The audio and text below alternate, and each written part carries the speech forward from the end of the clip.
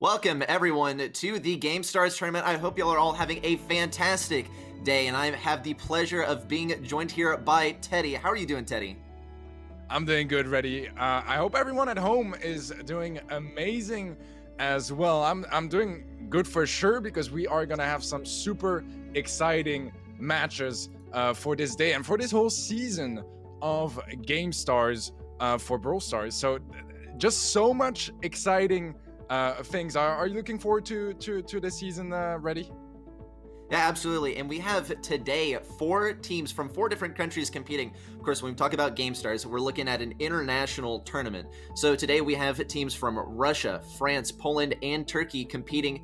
And we're going to see the group final in just at the end of the day today. So look forward to that, guys. Yeah, for sure. We have a bit of a video as well to introduce you guys to the rules of this event. Let's go check it out, guys.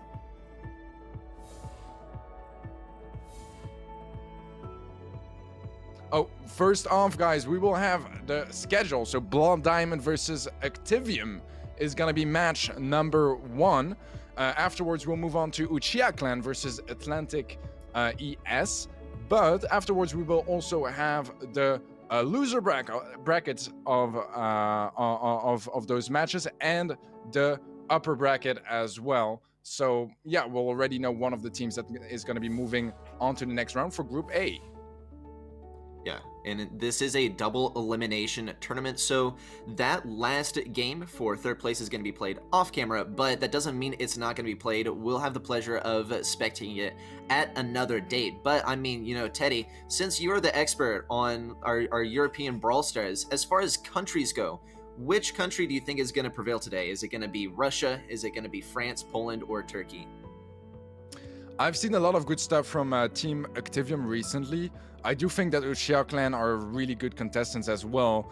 Blood Diamond also had a really good performance in monthly finals recently. So those are the three really solid teams that can do quite a lot of damage to each other today. I'm looking forward to those matches. If you look at the other groups, a lot of familiar names over there as well. I think there's one particular group that I'm super excited about. That's going to be Group F.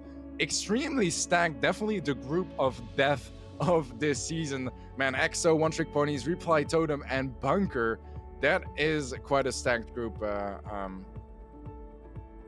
Yeah, I mean, I myself have my eye on Group C. We got SK Gaming. Of course, somewhere in this, Group H, we got the Tea Drinkers, some more familiar faces around here.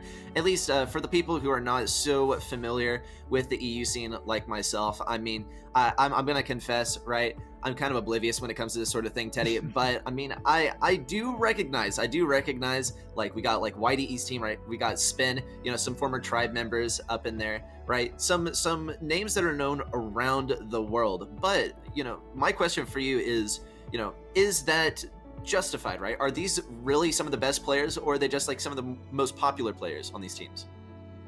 I mean, I think that to a certain extent, you get to this point by being good, right? Like, obviously, having, you know, a large following on social media is going to be helping out a lot as well. But we have to remember, this is esports. The teams are here because they deserve to be here, because they qualified for it, not just because they were the invited or the most famous. So it's really anyone could be here. It's just about how good you are at the game. And I can tell you, we got plenty of extremely talented players and teams joining up for the season. Yeah, it is just an absolutely different level of gameplay. You take a look at some of the best players, right? And the difference between the best players and, you know, just like players who are like a few ranks below them. Like, take it like, you know, the first seed team and the 8th seed team, right? This is like the top of the top of the top of the 1%, and yet the number one team, it can make the 8th team look like garbage. I mean, just like throw them in the dumpster, Teddy. Yeah, we've seen it happen multiple times already in Brawl Stars. A lot of pros like to say that it's really about the form that you have today, because that's what it comes down to, right? You can outplay any team. You just got to put the work in, be prepared, do your homework getting into your match. Just be aware of the comps that your opponents are going to be running, and just scrim the maps that you'll be playing. And I mean, we've seen a lot of surprising results like that, and I feel like the format we have here in Gamestars is definitely going to be helping out for that as well.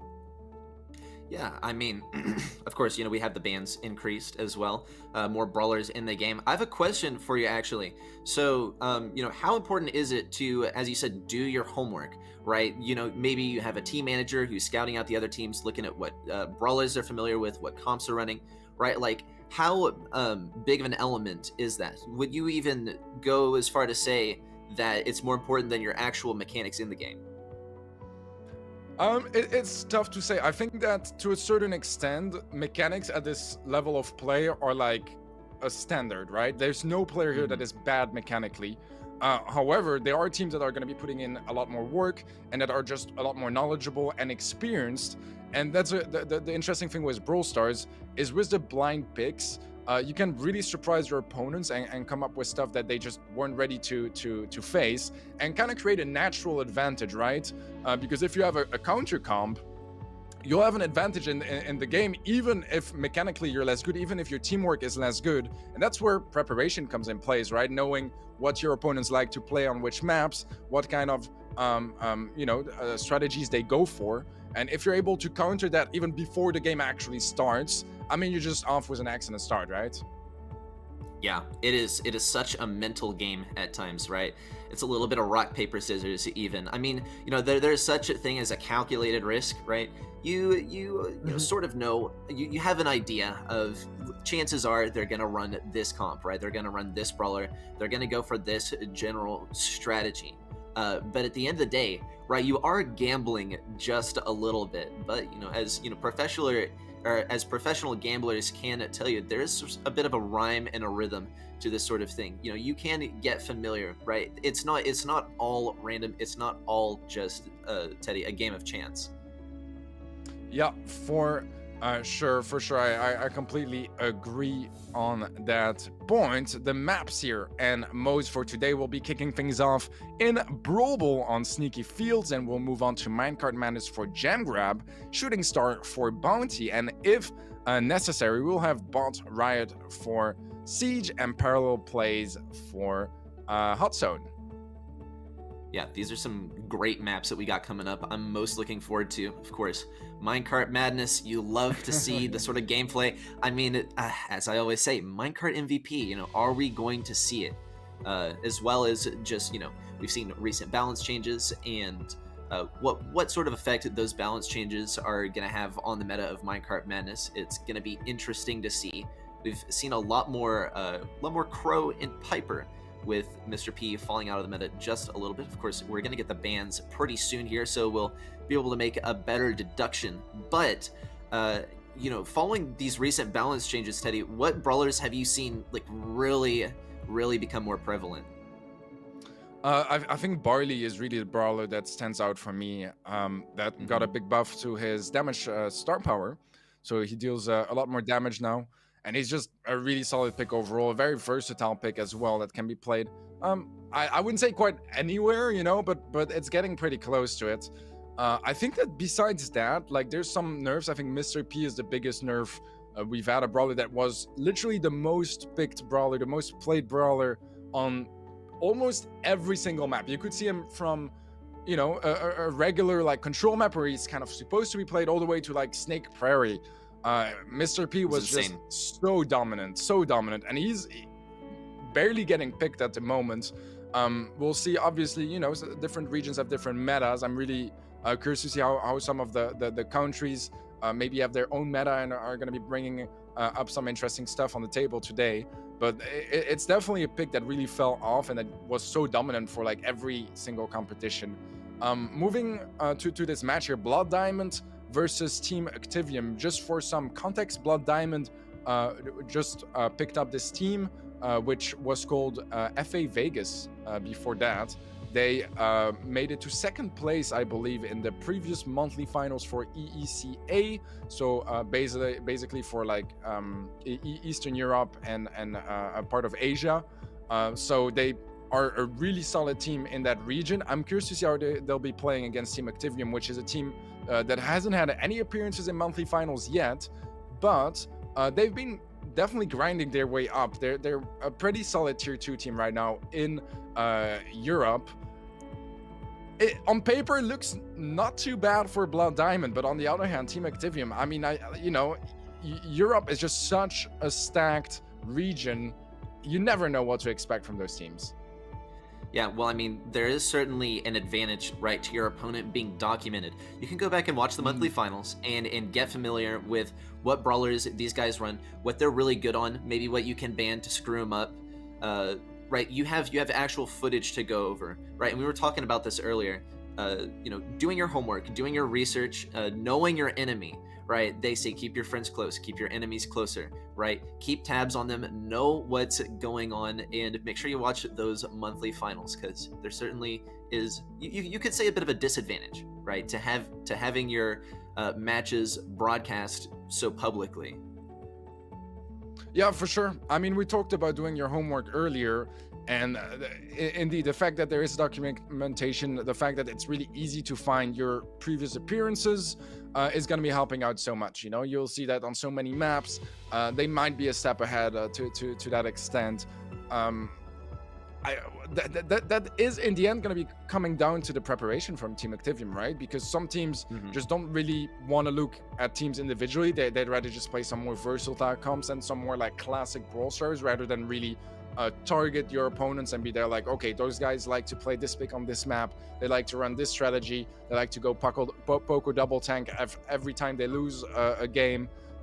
Those kind of patterns, you have to spot them, right?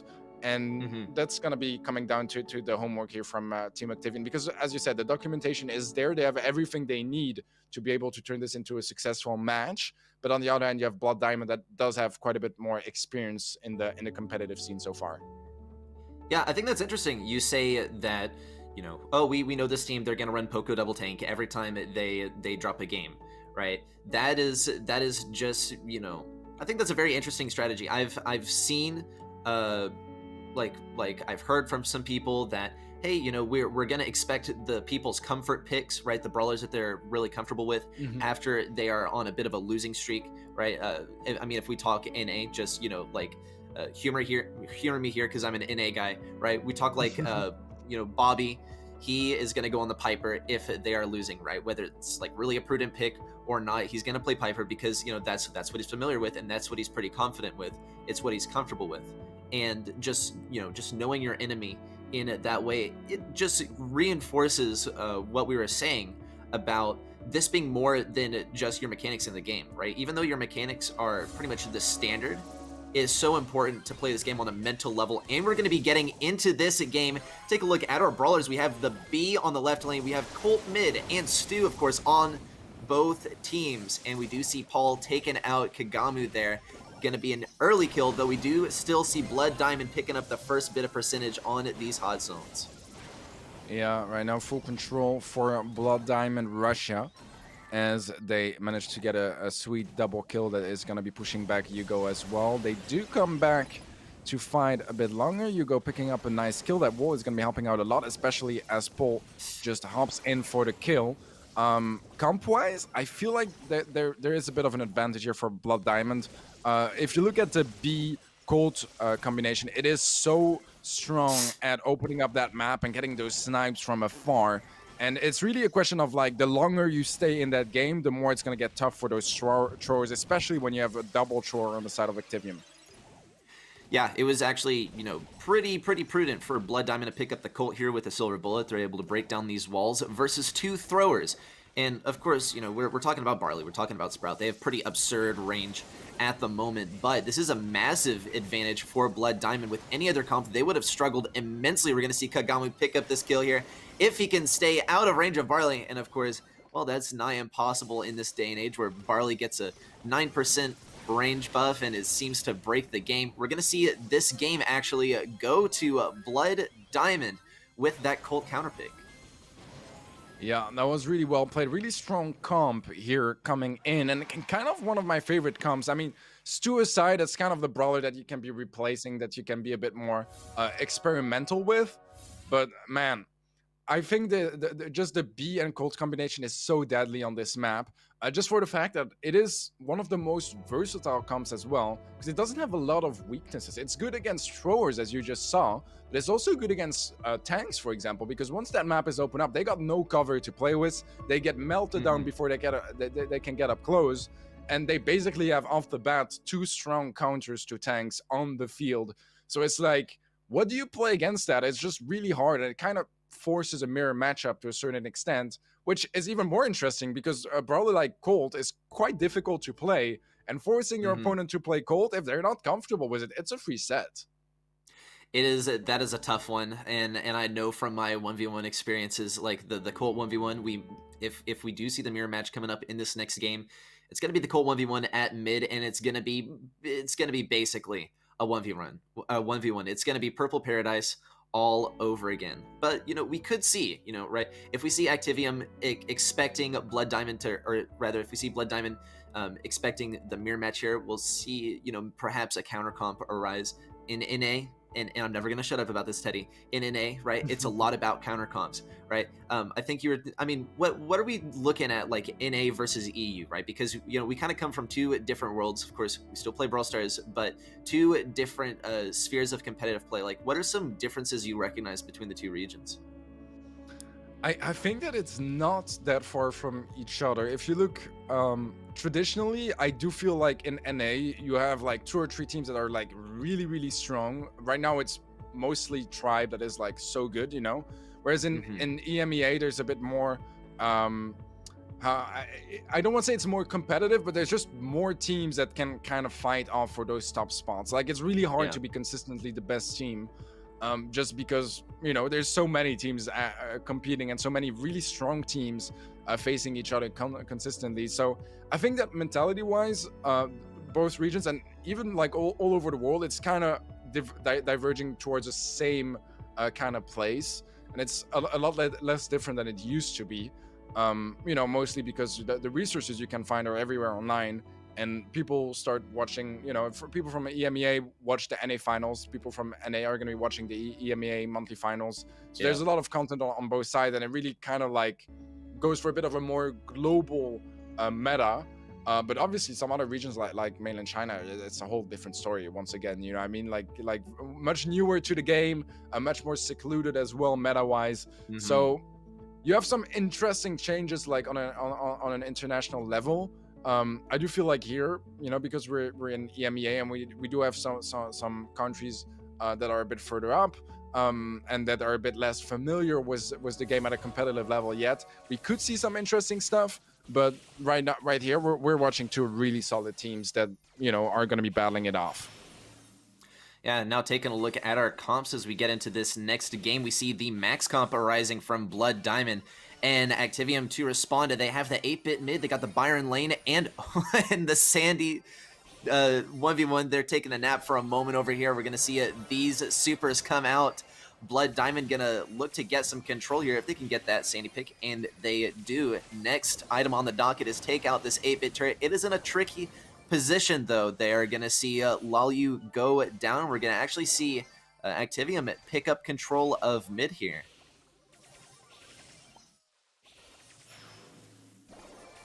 All right, Lalu popping his super as Eric takes down Cube. Nice beam from Hugo. Important beam as well. He has the teleporter that comes in play, but that's a pretty solid gem lead early on. The comp from Activium is really strong because the Byron is getting boosted up, and it's the only healer whose heals actually get stronger when he gets boosted. Hugo going for some more gems. He might actually get caught off guard, but he does manage to get in range of his damage booster to pop that TP and get back to safety. Yeah, we're going to see Activium make a very slow retreat here, and it is going to be no contest versus Blood Diamond. Activium, they're going to take this game. I just got to say, there comes the third 8-bit cheat cartridge. I mean, that was excellent to see. You saw all of those gems go to Hugo just on the cheat cartridge, right? Was able to pick up so many gems. Even when we saw Blood Diamond waiting there, we had Sandy just waiting to ambush 8-bit. Wasn't enough, right? Sandy's pretty good at getting that burst damage, but when it comes to pretty tanky brawlers like 8-bit, right, who is like 6k plus health, not going to be able to shoot him down. Yeah, I think that the crucial mistake here from Blood Diamond is that I don't mind them playing max mid. I think that's definitely like something viable, and you see it very often where you have on one side an 8-bit that favors like very high damage, very high health, but very low mobility, and on the other side you have Max that is all the opposite, right? Very fast brawler, deals a lot of damage as well, but it's just all about that mobility, being able to get a gem and just dash backwards or dash into your face while tanking some shots and take you down by surprise, and basically try to avoid as much of the shots as you can. The problem here is that Byron is not a ban, which means that it was up for grabs, and that's a big mistake from Blood Diamond, because that combination of Byron and 8-bit is extremely strong. As I was saying earlier, Byron is the only healer in the game where his heals get impacted by damage boosting abilities. Really? So yeah, but it's just really strong, because not only does he do more damage, he's actually going to be healing so much. And healing 50% much, it's like you have a Byron and a half in your team, right? That's wild. man, it's my job to know this game, but I had no idea that's how it worked. Gosh, I must have been living under a rock this entire time. I mean, admittedly, I'm not playing as much Brawl as I used to, but wow, you love to see that strategy emerging, and definitely an oversight there by Blood Diamond. I mean, Activium, they brought out the Byron. Byron's still one of the most powerful brawlers in the game. Of course, it matters who you combine him with. But, Blood Diamond, they were running the max comp, right? Max comp really tends to benefit off of, completely ambushing squishies that are on lane. And, of course, we saw that similar issue with Sandy.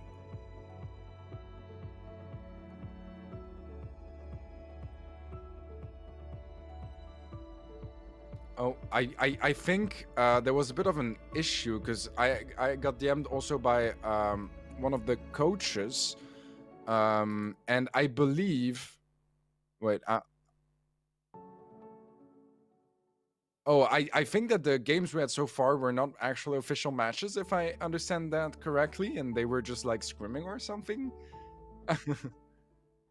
So that's something to take into account here, because I guess that means that the match hasn't actually started, which we were not aware of. So that is definitely going to be changing things around. I was thinking as well, because I noticed that the maps that we were shown were not at all the maps that we were playing, and that the best of 3 turned into a best of 1, and I was like super confused, but I was just there like, it's fine. I was going along with it. I'm just like, you know what? Maybe I'm the one who's confused, right? I just don't know what's going on, and we're just gonna, I show up here, I do my job, and then we're cool, right? Then I'm outie. Yeah. Well, I mean, that's okay. So I can't say it necessarily worked in either team's advantage though, because neither team has actually played a game yet. I mean, we were spectating Blood Diamond, so Blood Diamond we're now, I guess, a little bit more aware of their team composition. Of course, this is an advantage that Activium already had.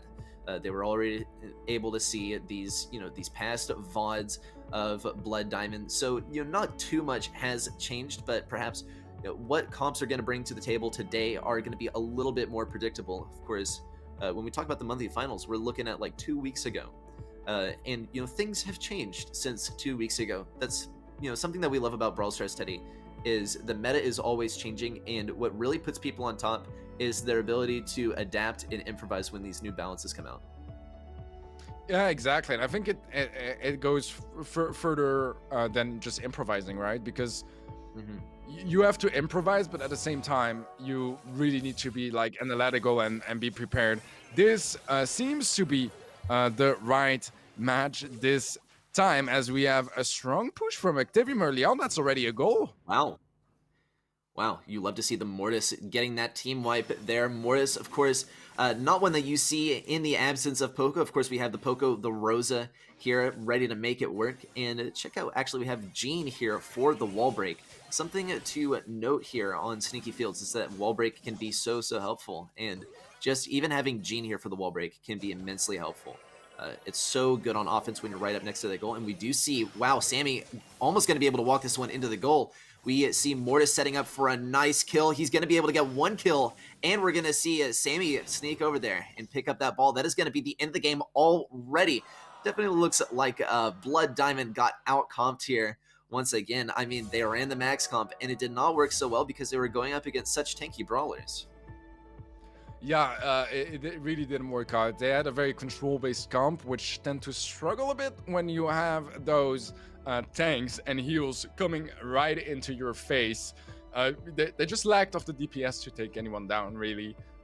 They were doing some nice zone damage with like the Sandy. The problem is when you have a Poco that can heal, in zone as well, it's kind of like not exactly the most productive, because even though Sandy does more damage, eventually Poco's going to get a super and he's going to be catching up just fine, and you'll end up never killing anyone.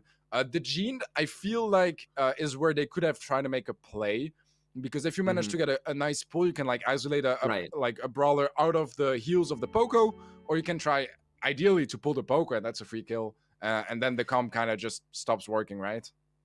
Yeah, we saw Blood Diamond. They had their entire team ready. Jean had a pull, but opted to use that gadget instead. Bumped Rosa away towards the Poco. That, I mean, definitely stopped Rosa from getting the goal on that second goal. Of course, we ended up seeing Rosa snag that second goal. But, that maybe could have been a bit of a turnaround there if we saw the Jean pull there. Right, the struggle with running Jean here when you have pretty much no wall break and you haven't really been able to establish control yet is you have no idea where your enemies are. So even when you do have the pull, then you're not going to be reliably able to hit it. And so that's really the struggle here. And now we're going to be getting into this next game. Take a look. We have the Poco tank strat emerging from Blood Diamond here. It's the response to Activium. Activium, now they're running the double healer with the tank, and we might actually see Gugu make it through here.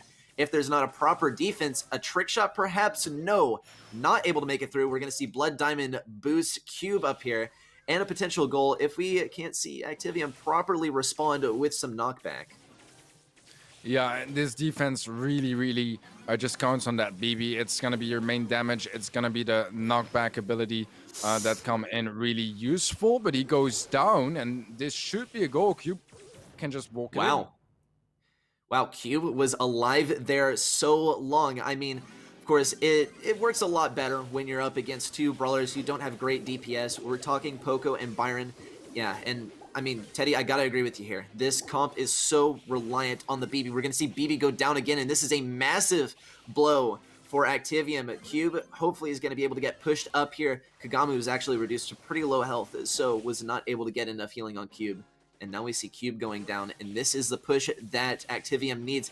They just need to force this BB through to the goal. Is it gonna be enough, though? And that is gonna be the second goal of the game. Going to be going to Activium. That is going to bring our score to 1-1.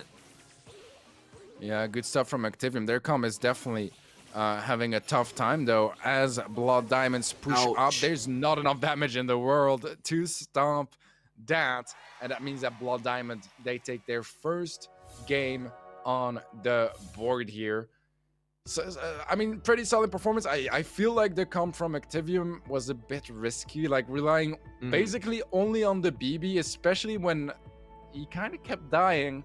That's going to be difficult, because there's nothing a Poco and Byron can do in defense against like a Rosa, So it's an interesting comp. I like the idea of it. I think that execution-wise, they should have played it safer, because if they lose that BB, it's a goal. Every time the BB died, it was pretty much a goal immediately right after.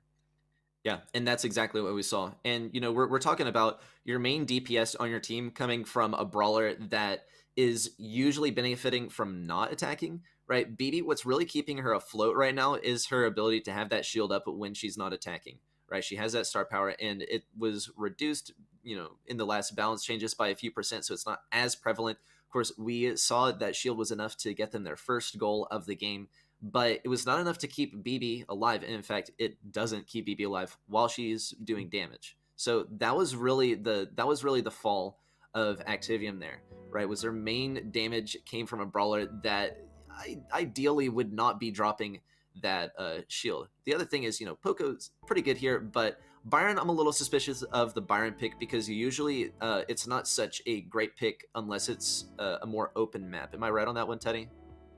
Yeah, I completely agree. I think that here the goal was to hope that either Blood Diamond was going to be running like a control comp again, which would be kind of crazy to expect, But I think they were expecting a Poco double tank with maybe like a Mortis or something like that that doesn't have the highest damage, nor the highest burst. And that maybe they just be able to, pump like 2-3 heals from the Byron immediately and just tank the BB into the goal without getting, any sort of contesting. But look at this. We have a team wipe only a couple of seconds, in 15 seconds, and we already have that first goal. Blood Diamond kicking things off with a blast. Yeah, and this is rough for Activium. They need to get an M super right now if they plan on defending. And here comes the extremely explosive assault from Blood Diamond. That was a quick one. What did I just watch? A little bit of a trick shot there to finish things off. That is going to be set number 1, going to Blood Diamond with a little bit of flourish to finish things off. Yeah, definitely a nice way to come back. I mean, I feel like comp wise, it wasn't like a total out comp either because they had an EMS on Activium, and Yeah. it's one of the best counters on this map for tanks. So I feel like there was just kind of a lack of value on that end where they could have found some more. Here we have a couple of stats, Blood Diamond finding a couple more kills. It seems like they were getting.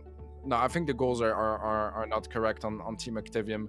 But anyways, I mean, look at the damage as well. It's quite a contrast for Blood Diamond. Hmm. Yeah, I mean, we Blood Diamond, they did considerably more damage there, and I would attribute that mainly to that really explosive offense that they had with that comp in the last game. And now, very soon, we're going to be moving into set number 2. It's going to be on Minecart Madness, and now with the absence of Mr. P, we get to see some of our, more, I guess, skill cap brawlers emerge here. We have the Piper, and something that we've actually seen more and more and more, Teddy, is that Crow. Yeah, Crow has been a really popular pick. I mean, the slow is really good. The anti-heal is also really solid, especially when you have a brawler like Byron that is still quite high up there in the meta. So definitely a good opportunity here. I think Minecart Madness is a really good map to be a bit more creative. I think you can play so much stuff here. You could go for some more healing-based comps, such as Byron, as I said, even Pam gets played here quite a bit, or even a Poco double tank is not rare on Minecart Madness. But you can also go for some higher damage snipes. You still see a Piper here once in a while. You still see like Colette's. Those kind of picks coming in. Once again, can be combined with a Byron as well, with a long range. Even a Nani could be played here. You can see some more tanks, some aggressive stuff. It's a map where you can get really creative on those comps. Yeah, I love that. A question I have for you, Teddy, I want to know, do we see people like really taking advantage of the minecarts anymore, or is that just a gimmick from like yesteryear? No, I think they do. Timing your pushes with the minecarts is really a crucial thing at this level of play. You want to make sure that you don't get blocked off in rotation by a minecart, and ideally you want to be like proactive, right? You want to make sure that it's your opponents that get their rotations cut off, that isolates a player, or that just keeps them from getting in reach. So those are all things that you have to keep in mind, especially at this level of play. And we have really, really nice comps on both sides. I think 6 different brawlers on the field, which is always something I think is just so fun to watch, just because it shows the versatility in the meta right now. Yeah, it's like watching Power League, Teddy. Take a look at our brawlers, though. We have Cube chilling over here on the Gene, looking for that next pull. Needs a teammate next to him. If we can see Kagamu, oh, not able to sneak out of there. We see Sammy coming in with that super to finish him off, and we're going to see Blood Diamond just regroup over here. They're going to have this 3v3 ready to go. This minecart is threatening to cut them off. We see Cube acting defensive here. And wow, Max barely surviving by the skin of her teeth, just trying to take out 8-Bit in a nice pull there, able to take out that 8-Bit turret. This is going to be pretty crippling, actually, for Gugu here. Of course, though, 8-Bit still has very nice range, very nice damage, doesn't need that super so badly. Not here on Minecart Madness, that is. And here we see Kagamu now getting ready to take out this turret. While you barely staying alive, unfortunately, we didn't see Nico P able to keep control there and take out Lol Yu. So that is going to be this countdown going to Blood Diamond. Yeah, we have an aggressive turret from Gugu trying to find some snipes off Lol Yu. Can he take him down to 900 HP? It's close. The pull from Cube. That's going to be the kill on Gugu. 3 seconds left. Sammy falls next, and that's going to be Blood Diamond kicking things off with a win here in Minecart Madness. Well, yeah, and the thumbs down, the little protesto right there at the end. I mean, I would be given a protesto. I mean, we did see Colette had, it looked like, at least to me, a pretty nice window of opportunity to grab those gems and just need one hit on Max there. And it could have really grabbed all those gems and run all the way back. I mean, was that the game-changing play right there? I honestly think that it was like closer than it should have been to that extent, in the sense that he was not really in range, and unless he was running towards him with 50 HP and 9 gems, I don't really see how, like, I wouldn't blame it on the Colette in that sense, you know what I mean? Like, I don't think there was any, like, physical play where he would have been in range and he would have been able to hit that shot. Because it's not like he missed. He was just, you know, out of range, and there was no opportunity there. So it looked like an opportunity because he had 50 HP, but in the end, it was kind of like, sure, but you can't hit me, so technically I'm safe, you know?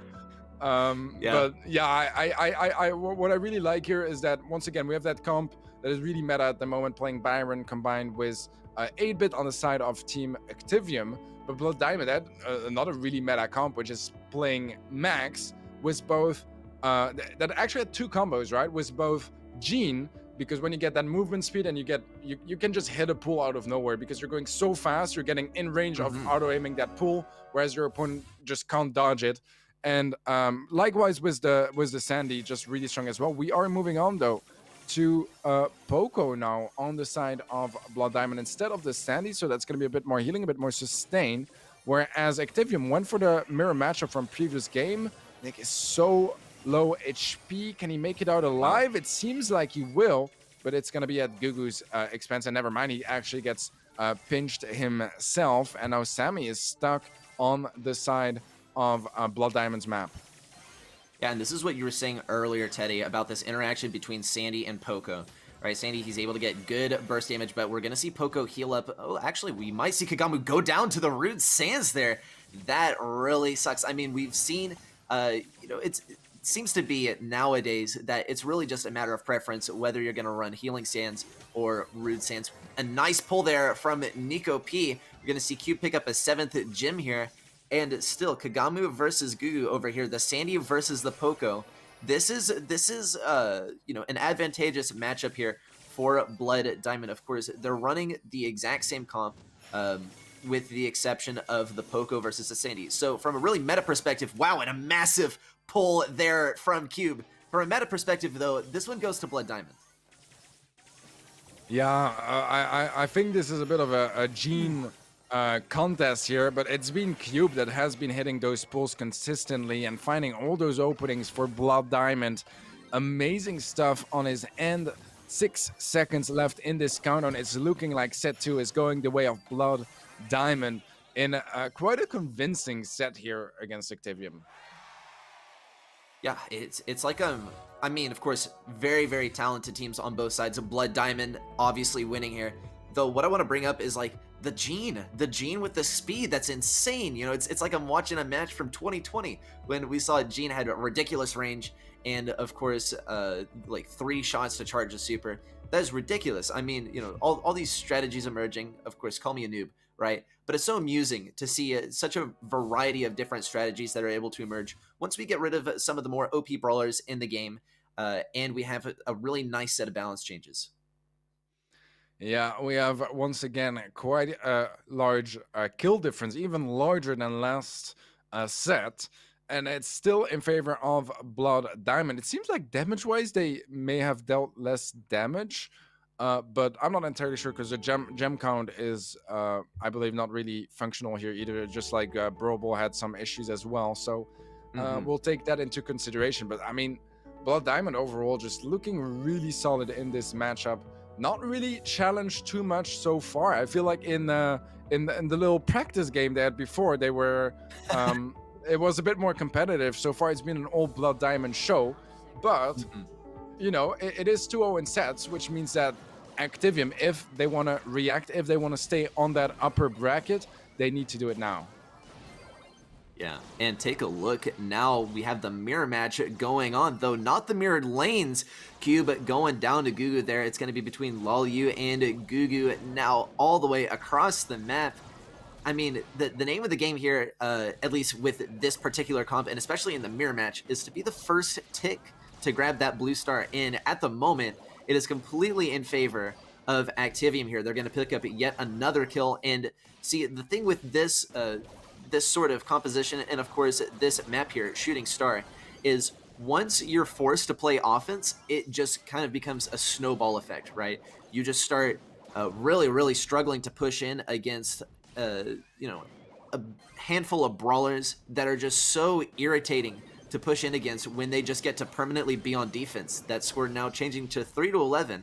I mean, I don't know if these guys have a chance of coming back here, Teddy. Yeah, it's really tough. There's 7 stars behind now. It is possible, right? If they can find Gugu.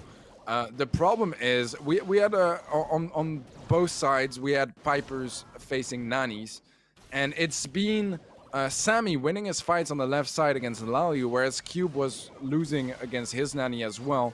So yeah, a bit interesting here, as Nani is supposed to have quite a large advantage when it comes to those fights. Nice kill over there. Still a 6-star difference rather, and with about 15 seconds left on the clock, Blood Diamonds, they do need to find a kill or two, and they need it really quick. Yeah, only 10 seconds left. We saw Blood Diamond regroup so they could heal up a little bit. Is it going to be enough, though? We're not going to see either Sammy or Tick. Wow, actually, we see Tick go down, but it's not going to be enough.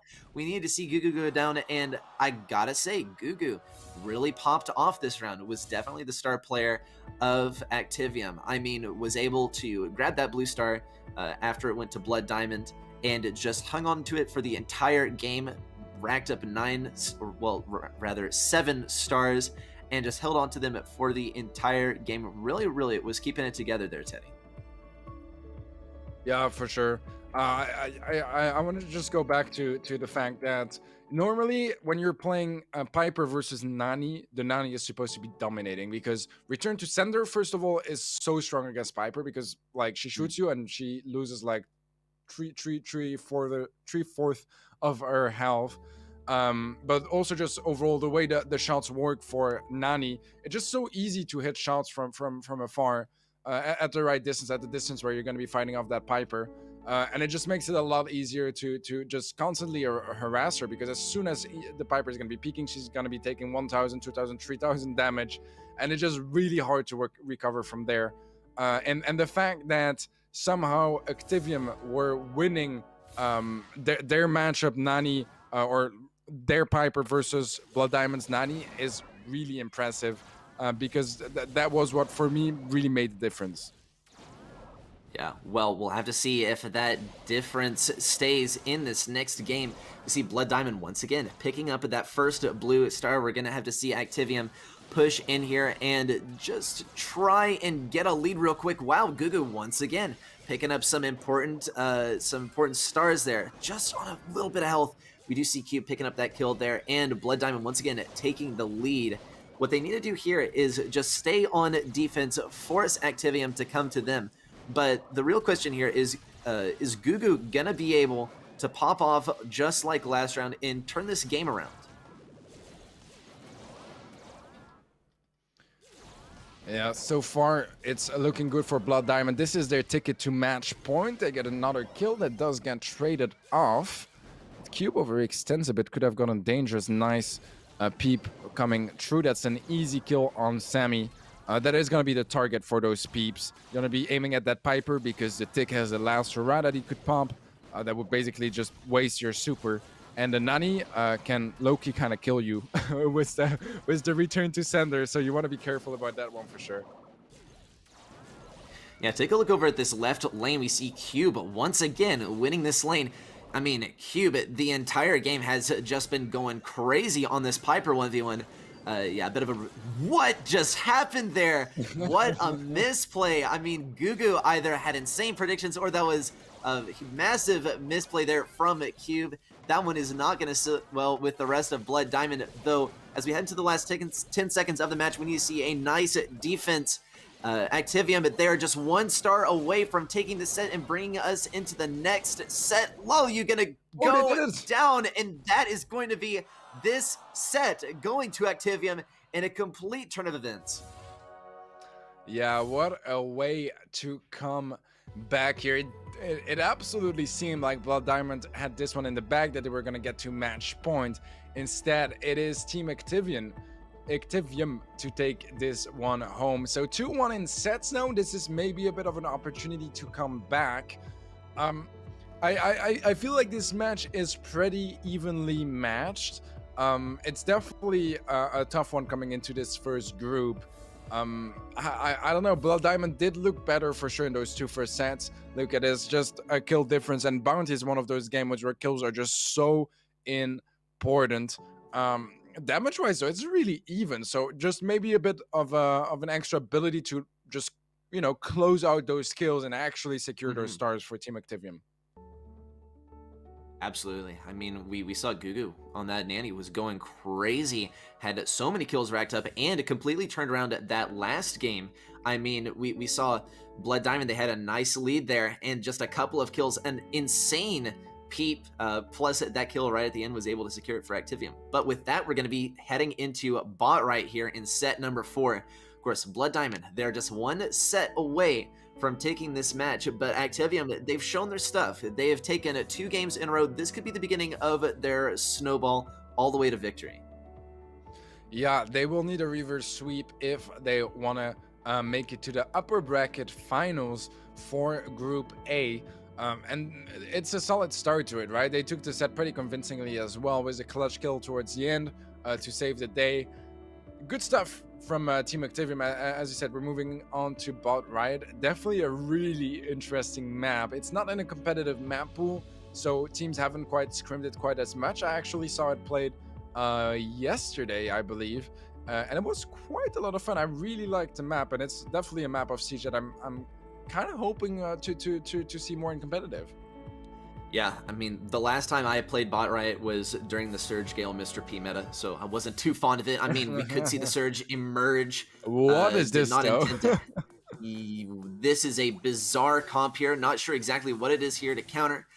Perhaps they were expecting more sharpshooters here, right? Because what you have pretty much here is enforced lanes. Of course, actually, we see Activium, they're sitting a little bit further back. They're not really treating it like a 3-lane game.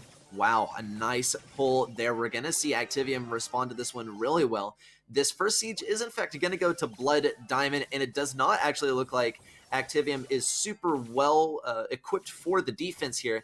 I mean, they're faced up against very tanky brawlers and a siege bot that they're not totally ready to go up against. And we see here Kagamu trying to get that first kill. We're going to see, though, Blood Diamond now trying to keep control over here. We have Cube sitting with that super ready to go, but I mean, we're looking at some very short-range brawlers. Is it going to be enough?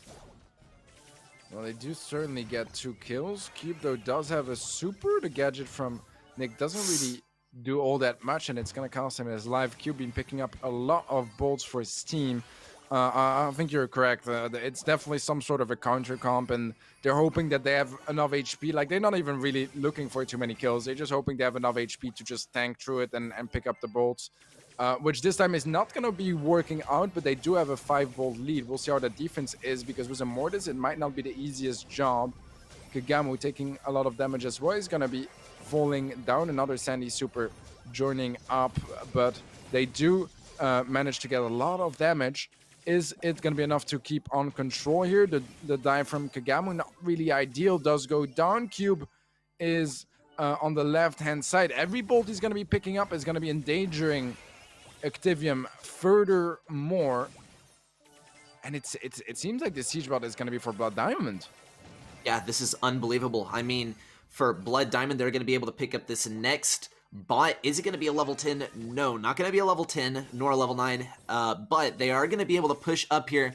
But once again, Activium, they're fighting up against this bot, and they're not really well equipped for the defense. We could see a crazy defense, but it looks like this one's actually going to go the way of Blood Diamond.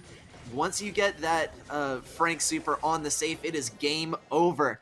That is going to be this one going to Blood Diamond, and gotta hand it to Blood Diamond. They have been pretty smart about this comp. I mean, the Mortis there, I mean, right. We're looking at what was definitely a counter comp. We were expecting maybe some more sharpshooters here on the lanes, maybe just like a lane 1v1 situation the entire game, but really nice adaptation. I mean, Frank, we're looking at one of the most tanky brawlers in the game.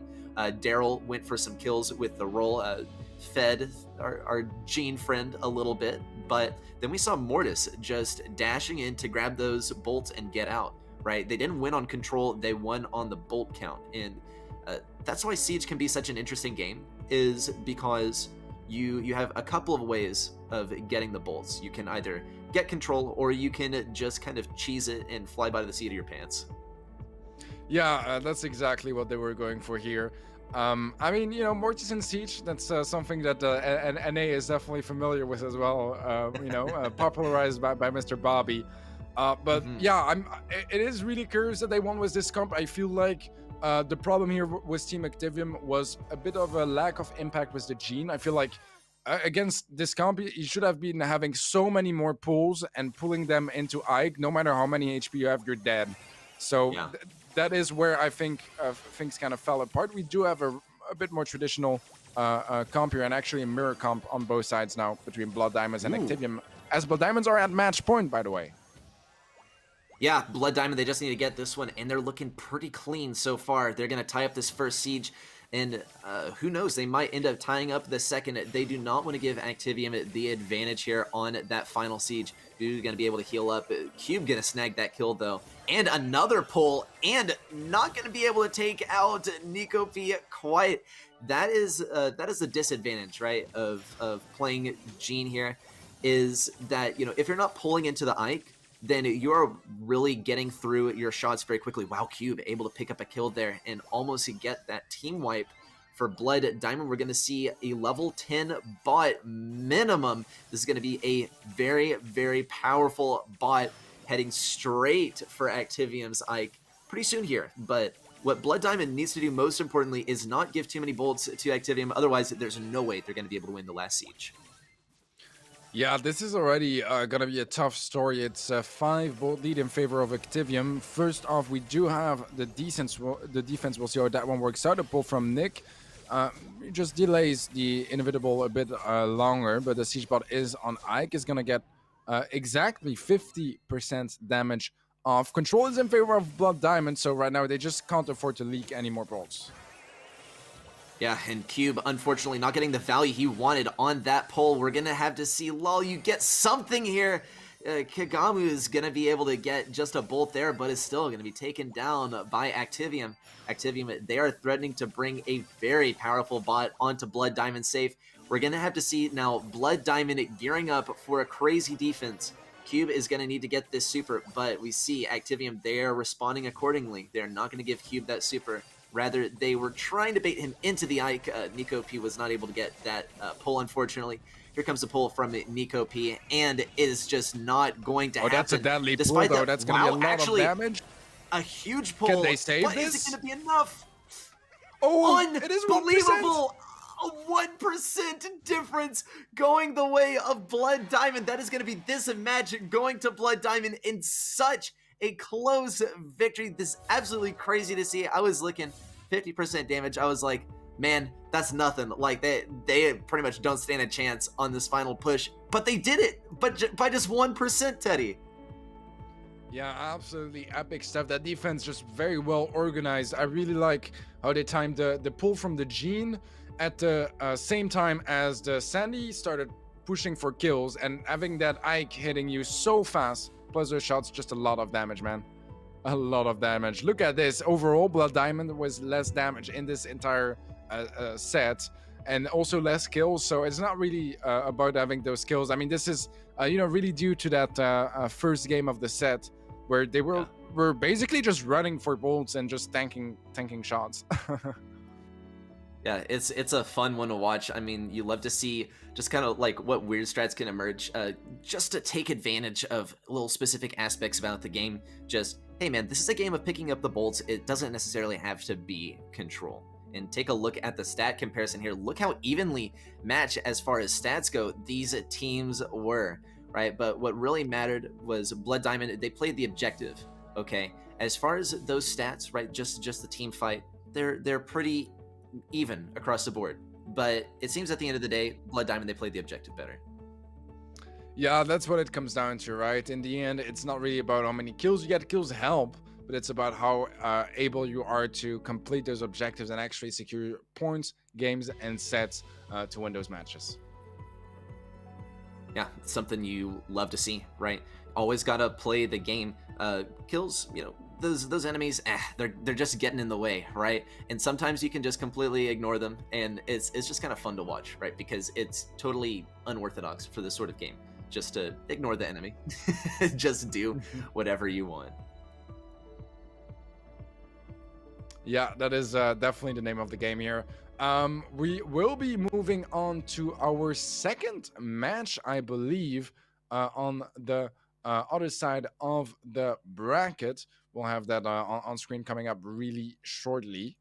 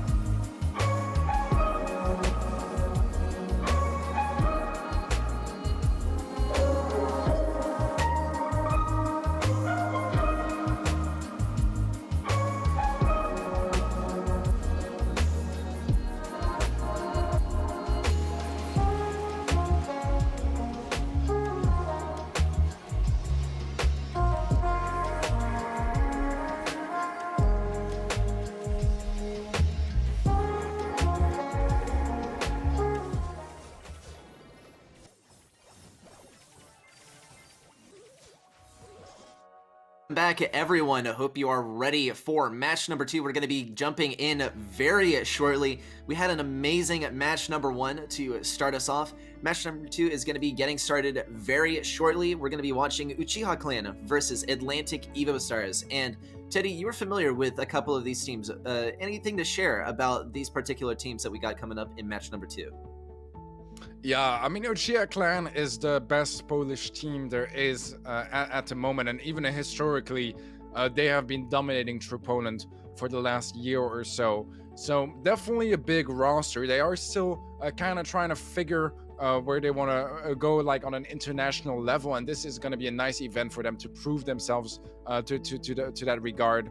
I don't really know Evo Stars, to be completely honest, so I'm not so sure what to expect. Once again, I think we can expect a bit like in the previous match, but even furthermore, maybe an advantage research-wise, because there is more documentation of Uchiha. You know, if you look at like watch parties for like monthly qualifiers or just other events, they have been playing. They have their name out there, and there is content. Atlantic Evo Stars, a Turkish team. I mean, just I'm not the most familiar with them. It's going to be their chance to just, you know, make themselves a bit more known and get that international renown and fame they're looking for. We'll see if they're able to do that, and it's going to be important to impress us. You know, first impressions are important. Yeah, and this is the like cream of the crop of first impressions. I mean, this is Group A. This is kicking off the Gamestars tournament here. I mean, and you were saying Uchiha Clan, #1 team in Poland. Atlantic Evo Stars, we're looking at the #4 team in Turkey. Turkey's sort of more of a minor theater for Brawl Stars esports, but now as well, we're looking at #4. I mean, this is going to be their opportunity to really make themselves shine here, really make a name for themselves. I mean, they've made it this far, right? And so that is, I mean, this is going to be absolutely massive for them. They got to make an impact. Yeah, we are going to be playing on Sneaky Fields once again to kick things off, but then we'll move to Central Traffic in Heist, Corner Case for Gem Grab, Factory Rush for Siege, and potentially Ring of Fire for set number 5 as well. That's going to be Hot Zone, of course. Yeah, I feel like in this one, I would heavily be favoring Uchiha Clan just because of their much larger renown and experience in the competitive scene. They have a lot more international experience than Evo Stars as well. So that would kind of be what I expect, to be the favorites in this match. Obviously, Evo Stars, it's not that we think they're bad. It's just that we don't really know what to expect just yet. Yeah. I mean, as far as favorites go, I'm gonna disagree with you there. I think Evo Stars, they're gonna be the favorites, right? Just because I feel like it just in general, right? My experience with, of course, we're talking an international tournament here. We got people from all over the globe, love to represent your country, and I gotta say, like the Turkish, they love to represent their country, right? So if there are any of y'all representing Evo Stars in chat, make sure you make some noise. Though, as far as who's gonna win this match, unfortunately, I gotta say, I mean, I agree with you here, at least, Teddy. I think it's gonna go the way of Uchiha Clan, especially looking at set number 3. It's gonna be corner case on Gem Grab, and that is a really, to say the least, an unorthodox Gem Grab map to play in competitive, right? And what keeps Uchiha Clan on top, and what keeps any competitive team on top, is your ability to adapt, especially in Brawl Stars, which is not only a fast-paced game, but the metagame is fast-paced too. We have a new brawler or balance changes every single month, right? And so the ones that survive and the ones that stay on the top are the ones who are able to adapt to the situation. And to say the least, there's gonna have to be some major adaptation to prepare for corner case. Yeah, for sure. And I think that's also, where teams that have that extra competitive experience and are just more well known can get even more of an advantage, because they are going to be scrimming better teams as well in their spare time or in their practice time. So they'll be experimenting more comps, they'll be seeing more stuff, and they'll be playing with the pros, they'll be playing with the best of the region. And I just think that Evo Stars are not quite there just yet. However, this is always the important thing as well to keep in mind when you're a heavy underdog and it's kind of one of your first performances on the big stage. Even if you lose, if you have a good performance, it is going to be opening some doors to get some better practice and to learn from your mistakes and come back stronger. Once you get there, if you put in the time, you stay there. So it is definitely something to keep in mind as well. It's not all about just winning and losing a match. The opportunities that come, even sometimes from losing a match, can be absolutely massive. Yeah, I mean, there is there is always a bright side to things, right? There's always a positive that you can focus on.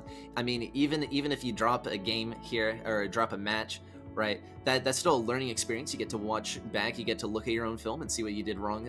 Maybe see, could I have communicated better with my teammates?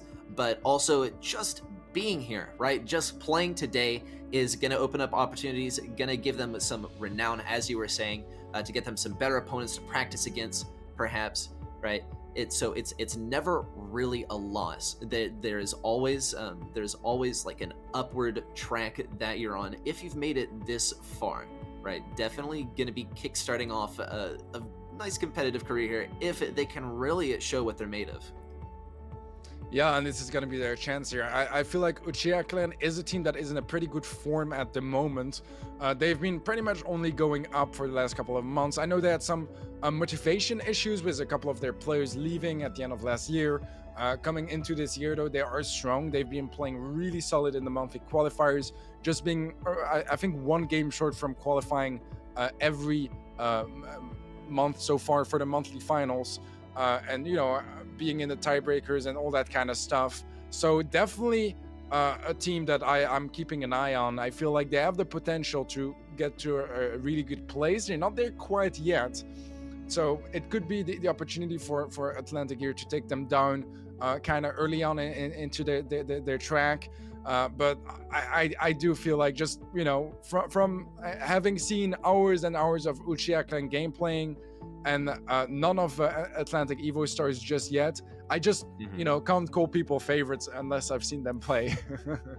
Yeah, I mean, talking about or speaking to someone who's seen a lot of how Uchiha Clan has played in the past, what comps have we seen them run a bunch? What brawlers are they more comfortable on, and what can we sort of expect to see without really knowing what the bans are yet?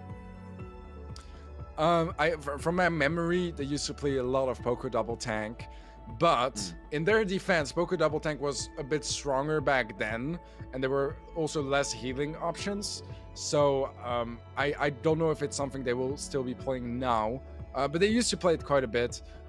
Besides that, just really tanky comps in general. From my memory, I'm not like, I don't remember every comp from every game they played, of course, but from my memory, I associate them to pretty tanky comps with like some sort of a healer. That's what I'm expecting to see from them. Obviously, in a couple of months since I've seen them, play a lot. I saw them play in the qualifiers recently as well, but to a lesser extent. So I'm not entirely sure if maybe they changed some strategies. They switched off some players as well. So that's stuff to keep in mind that could be affecting the comps. If you're really comfortable with this or this brawler, you're gonna be bringing it on the table more, and it's just gonna be opening new possibilities, right? That's why versatility is so important for players. If you are a player, you can be the best, I don't know, Colt in the game. If you're only really good with Colt, if you're only at a pro level with Colt, you're not going to be a good pro, because you just, they can just ban Colt and you're in a lot of trouble, or they can just, work around you, and obviously you're only going to be good on specific maps and modes where Colt is meta. So that's kind of the struggle. Colt was, just an example, but you guys get the point. It's really important to just have that versatility, just that ability to bring in tons of different brawlers so that you can run any meta composition.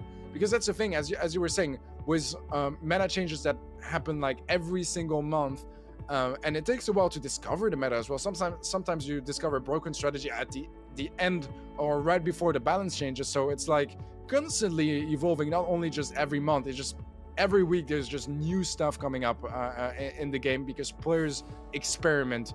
And we'll see how that's going to be turning out. Here we have a quick look at the bracket once again, as Blood Diamond, obviously they won against Team Activium, so they're moving on to the upper bracket finals. But on the other hand, Team Activium, they're not done with their day quite yet, because they are gonna be in the loser bracket, so they still have a bit of a chance here. We're hopping in though, ready.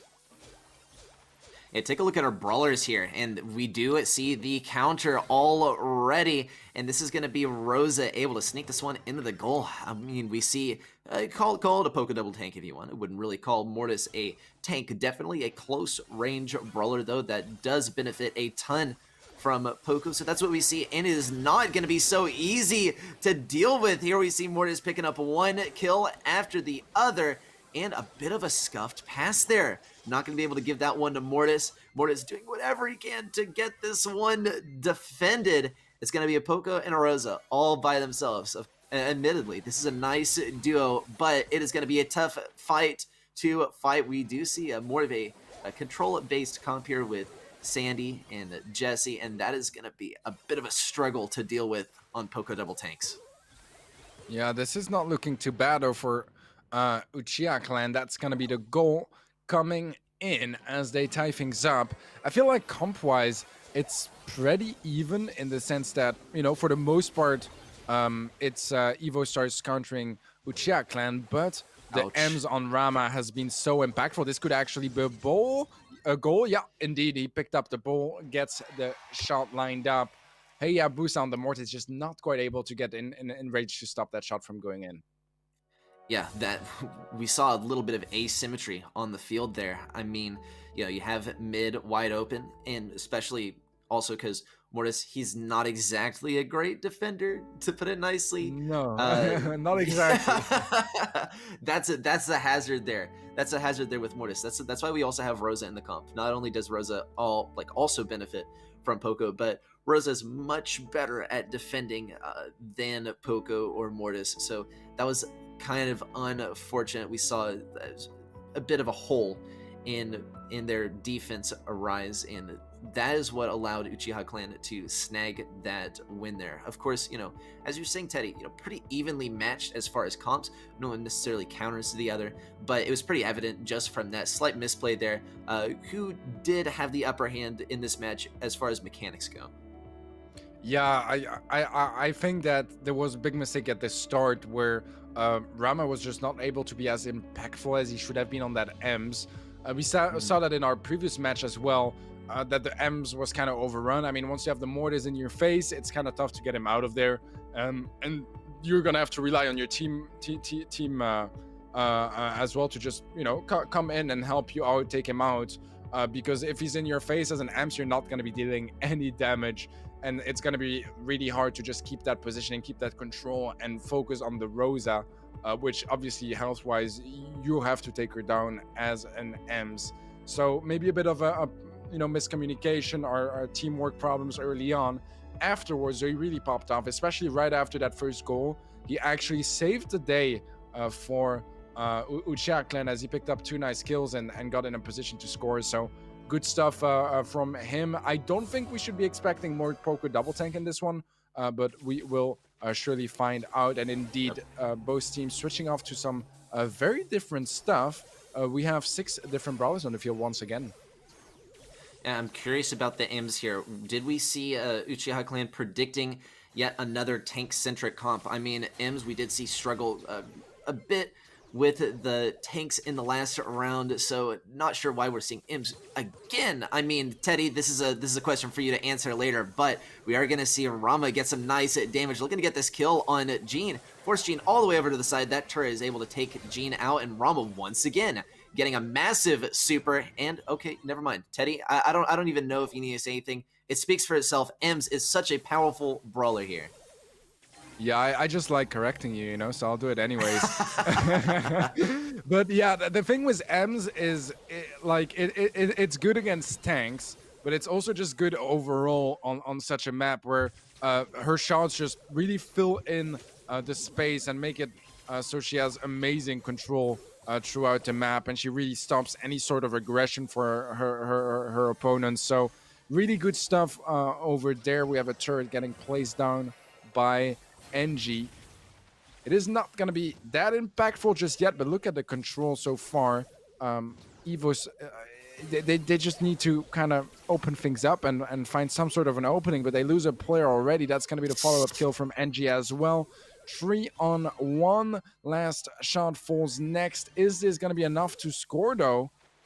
Might not be. The pool is available there. It's not going to go for it just yet, but he gets taken out. This is a bit scuffed of an attack. Oh my, he goes down. That's a bit awkward. And Rama, he's just not going for it. Yeah, Uchiha Clan looks like it was going to be a tough fight for them to win, and it looks like they actually overcommitted a bit over there. They just wanted to wrap this game up, take us to the next set is what they were thinking. But now they have actually dug themselves into a bit of a hole here. I mean, we saw they had 2 upgrades from Colonel Ruffs on that previous push, and now they don't have a single one. It's just going to be Rama versus its entire defense. Oh, what a misplay that was. We saw an opportunity to put that one into the goal. It would have had to just barely sneak that one into the goal. Nope. Last shot, not able to get that gadget off. Similar thing from Hayabusa, not able to... Wow, they didn't even attack him. They just let him wither away, and Ems is super. That is going to be this set. Yeah, convincing stuff from Uchiha Clan as they take set number 1. That's Sneaky Fields, going quite quickly, but at the same time, I mean, 2 games with like 1 goal in this one. I think we had 2 goals in the previous one, but it was still pretty close, or 3 total, I guess. I feel like Atlantic are kind of surprising me. I didn't expect this level of play. Obviously, it is Brawl Ball, the most played game mode in the game, so it's not like that's surprising that teams that you don't know are going to be playing all right in that game mode, because that's what they're playing the most in general. But if you look kill wise, it couldn't really be more one-sided. Yeah, it's pretty clear. Uchiha Clan definitely outclasses Atlantic here. I mean, whether you're looking at the kills or the damage or the 3 versus 6 that we've seen a few times before. But Uchiha Clan, I mean, looks like they definitely have the upper hand here. So we'll have to see if that holds true in the subsequent matches.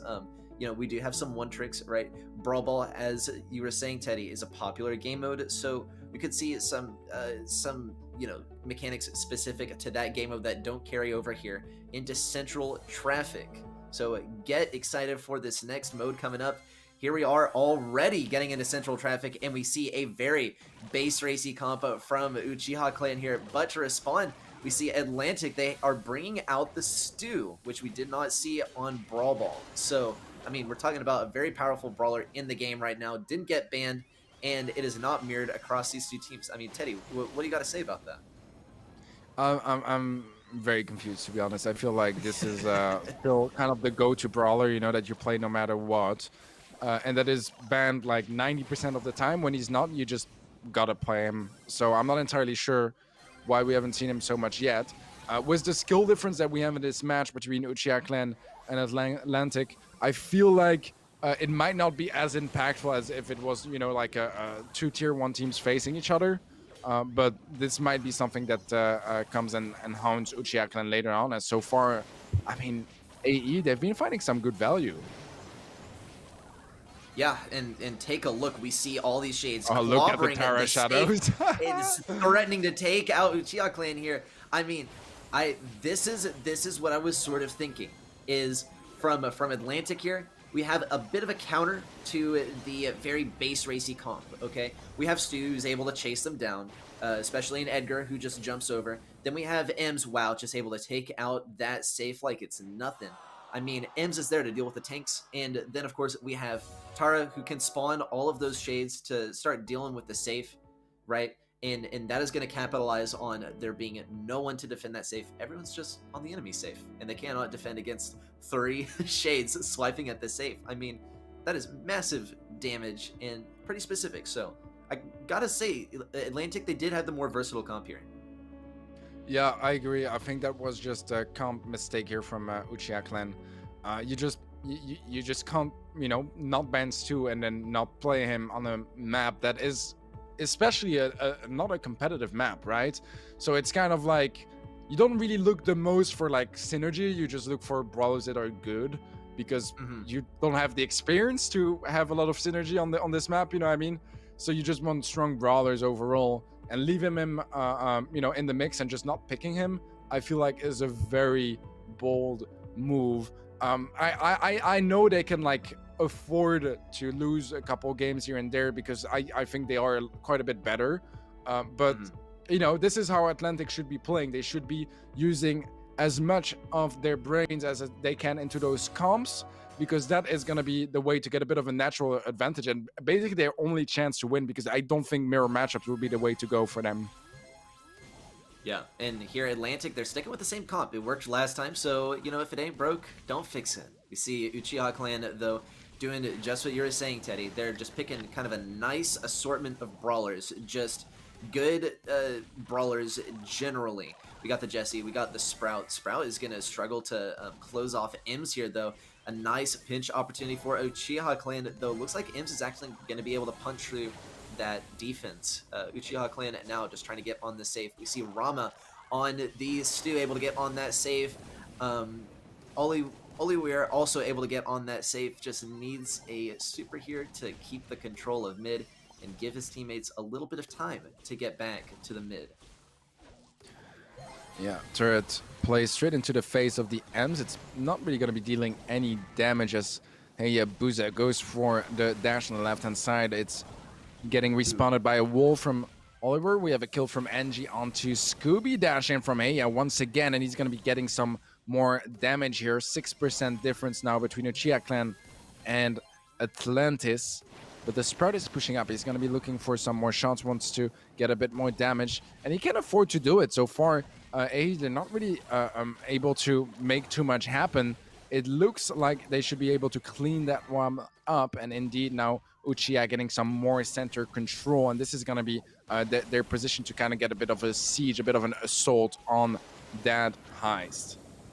Yeah, Oliwier unfortunately went down there, but we saw just the pace of the game completely changed once Oliwier was able to punch into that defense that Atlantic had and just really slow things down and keep control for Uchiha Clan. I mean, we saw last shot was willing to let Oliver get on the safe, but Oliver was not gonna allow Ems just to sit there. Wow, and mutually assured destruction there. Both teams taking each other out. It looks like it could go either way at this point. Does not look like Uchiha Clan has control of mid here, nor does it look like it's going to go to Atlantic. Atlantic, they're going to have to get very aggressive here if they plan on getting any more damage on the safe, and a bit of lag there from Scooby. That is going to be, looks like this game going to Uchiha Clan. Yeah, Uchiha playing this one a lot better, but honestly, I am surprised by Atlantis. I did not expect them to bring this kind of level of play. That doesn't mean that I think that they're better than Uchiha. I don't think they're like close to Uchiha just yet. But from going from, you know, being completely unknown to the international competitive scene to actually winning some games here and there and making Uchiha Clan sweat, I mean, props to them, man. I think that's already a good achievement. No matter how this match ends, I feel like it's already a win on their side.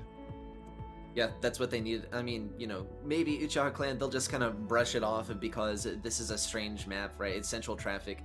But, I mean, you know, Atlantic, Evo Stars, they have shown that they are capable of you know, besting Uchiha Clan, even on a strange map, right? It all just takes, you know, it's a mental game, right? They just got the brains, as you were saying. They were using their brains. They were choosing a good comp. Unfortunately, it was not enough to take out Uchiha Clan this time, but they have brought us to the set point, so could go either way at this point. This loss could be practically erased from the match if we see Atlantic Evo Stars take this win here. Yeah, I mean, for sure, this could be their chance to tie things up, to push things to at least a fourth set, and really start challenging Uchiha Clan. So far, they've shown some signs of promise, but I do feel like it was more Uchiha not maybe playing on their highest level today. But at the same time, I mean, you know, you got to be able to capitalize on your enemy mistakes, and I feel like AE, they've shown some potential in that area for sure.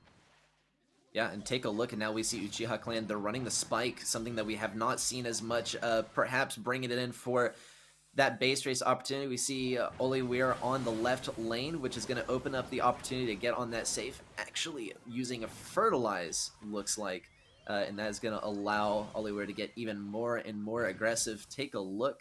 I mean, Oli Weir on the left side, and then we see Jesse, of course, here at mid, keeping the control. We're going to see a turret pop out any moment now. Here comes the turret, and is it going to be the shooting speed is a question. No, not the shooting speed. Looks like, well, actually, it's a little bit hard to tell whether it's the shooting speed gadget or the slow gadget that we see Jesse using. I don't think it was. I think it was the slow, but I'm not entirely sure. Yeah. Rama getting very aggressive. Got the chain to supers there and was able to get some damage on the safe. Look at this. Uchiha Clan now with the nice 53% gadget from Oliver. lead. Yeah, that was incredible. Now going to get all over that save once again. And this is going to be absolutely brutal for Atlantic to come back from. Yeah, Uchiha Clan, they have middle control. Yabusa trying to sneak in that defense on the right-hand side. He is not quite dealt with, so he's still alive for the time being. And he should be able to find a bit of damage on save. No. The problem is Uchiha Clan, they have a spike on save, which is the last thing you want to be happening to you. And it's actually going to be costing them the set here as Oliver just melts it down. If you guys are new to Brawl, man, that spy gadget on save deals amounts of damage that are just beyond imaginable. It's like, yeah, I don't know exactly how much percent, but it's like just the save just disappears. I think it does up to like 16,000 damage, around something like that, which is so much. You're kidding. Yeah, especially if you know like a little tech with spike, you can hit that spike grenade on the top left corner of the safe to hit I think all of your spikes, and that does massive damage. It does like 5k damage per attack if you can hit it right. Now take a look at these stats here though. I mean, Uchiha Clan versus Atlantic so far, I mean, it is quite clear, though it is also clear that Atlantic has given Uchiha a run for their money. I mean, we saw Atlantic pick up a single game there, so that was, you know, that was significant for them. That is going to be massive for Atlantic in their future endeavors if they want to get some better scrims, maybe get picked up by an org or something. We made it to Gamestars and we faced off against Uchiha Clan.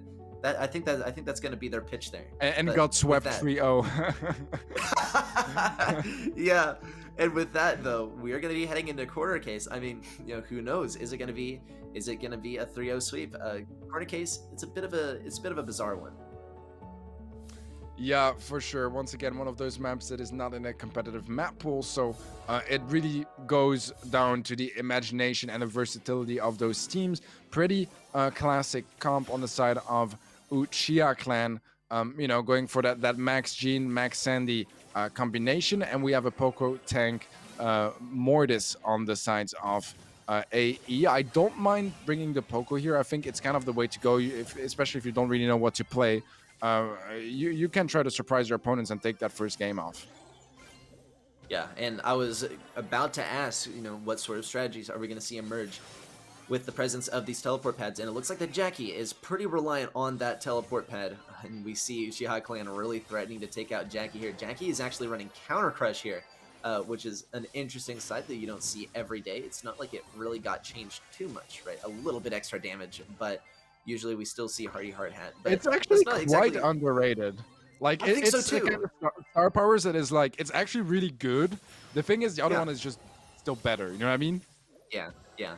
And I think maybe here it's actually situational, right? Because we're running Jackie in a bit of a different context. Usually we're running Jackie just to like stay on a hot zone or something, right? But here, Jackie is here for DPS, but is it going to be able to work out is the question. We have just last shot versus the entire team here. Counter Crush, wow, actually did so much damage. That was insane to watch. I mean, the max speed, it's going to be too much for Atlantic to deal with here, but that was almost a different story. Without the max speed, we probably would have seen the chained bats and maybe a team wipe. I don't know, Teddy. Yeah, I think that if the Poco was in range and he had a hit history like just auto attacks, he would have team wiped with that Jackie. Like, she did 3,000 damage to like all the brawlers. Like, how? That's just absolutely insane. As we said earlier, it is a star power that is actually like really strong. It's just that the other one is still better, especially at a competitive level where you just like, you need those extra HP. You need that extra like survivability, because it's more important most of the time to like stay alive rather than to pick up a kill. So that's kind of why you don't really see it played all that much. I do feel like it's maybe something that might be coming into competitive a bit more. We'll see soon enough, how that adapts if teams actually start picking that up. But it's definitely one of those star powers that I really enjoy, because I feel like they are really, really decent. It's just, the other one is maybe a bit too strong. So if that one gets nerfed, suddenly you have a whole different meta. Yeah, and I mean, perhaps, did act as a bit of a gene counter there, you could say. I mean, doing 3k damage to all of those enemies. Yeah, and Gene gets punished for hitting that pole there. So that could perhaps be, a new strategy emerging, though we'll have to see a bit of a shift, especially with that second star power, if we want to see that become a little bit more prevalent. But with that, we're going to see, actually, Atlantic, they're taking a clean lead here. Despite being pretty low on health, they still have the healing sands to prop them up. We do see Oliver able to pick up a kill there. And no, we're not going to see Max able to really make an impression there at mid, though we do see Uchiha Clan now sticking together a little bit more. We need to see Rama get a pull here, and that is going to be what ultimately turns this game around. It is just important that he actually does hit that pull. Yeah, we have the movement speed now. This is going to be the time for the pull. That's 5 gems brought straight to their side, but Last Shot is able to pick them up. So far, AE have been beating Uchiha Clan at their own game, copy-pasting that comp, but a nice flank from the teleporter from Oliver picks up that nice kill. That's 9 gems now on Uchiha. That's the counter, the pull as well to follow up onto Heya Bruta. Scooby falls next. That's the team white. Last Shot is back, but he needs to find a kill on Angie. That pull was quite close, but it would not have been nearly enough either. Uchiha Clan, they take AE out here. Evo Stars, it's the end of their journey, at least on the upper bracket, because we'll still see them in the loser bracket facing Activium. Yeah, I mean, admittedly, the match was sort of over before it even began, but I mean, we did see Atlantic Evo Stars that they were able to pick up a game here and by a nice margin. So that is still a victory going down in their books, and that is going to be some good footage for them to go over later, right? And we are going to see them, of course, go up against Team Activium in the loser bracket where they have an opportunity to take second place. So stay tuned for that. In the meantime, take a look at these stats from the last set, Uchiha Clan. I mean, definitely a cut above 18 versus 7 kills. And I mean, this super came through in the last game, Teddy, because we saw Sandy using that teleport to get behind and just flank the heck out of Atlantic. Yeah, for sure. Uchiha Clan just looked really strong overall in this match. They were pretty comfortable. I do feel like 3-0 is maybe a bit harsh of a scoreline for this match, as I feel like Atlantic, they could have picked up a set or two. Honestly, it didn't feel like it was a full-on sweep. So a bit unfortunate for them to that extent. But on the other hand, Uchiha Clan, that extra notch of experience really gave them the advantage when it comes down to actually closing out those games, closing out those sets. Because Atlantic, they were giving them quite a fight on a lot of games, man. A lot of games were quite close, but Uchiha Clan was just a team that a bit more consistently was able to close it out. Yeah, I mean, in that last game on Corner Case, it was pretty much in Atlantic's favor for the entire time until we saw the max speed come out, and then there came the gene pull. And I mean, it is just game over at that point. As you're saying, just such an incredibly strong strategy there. Yeah, I don't even think that it was an auto aim pool, because he aimed for the brawler that wasn't the closest nearby. He aimed for the brawler with the gems. So yeah, kind of prompts for going for that play. It actually saved the day for them. We are gonna be checking out some highlights from this match before we hop into the loser brackets semifinals.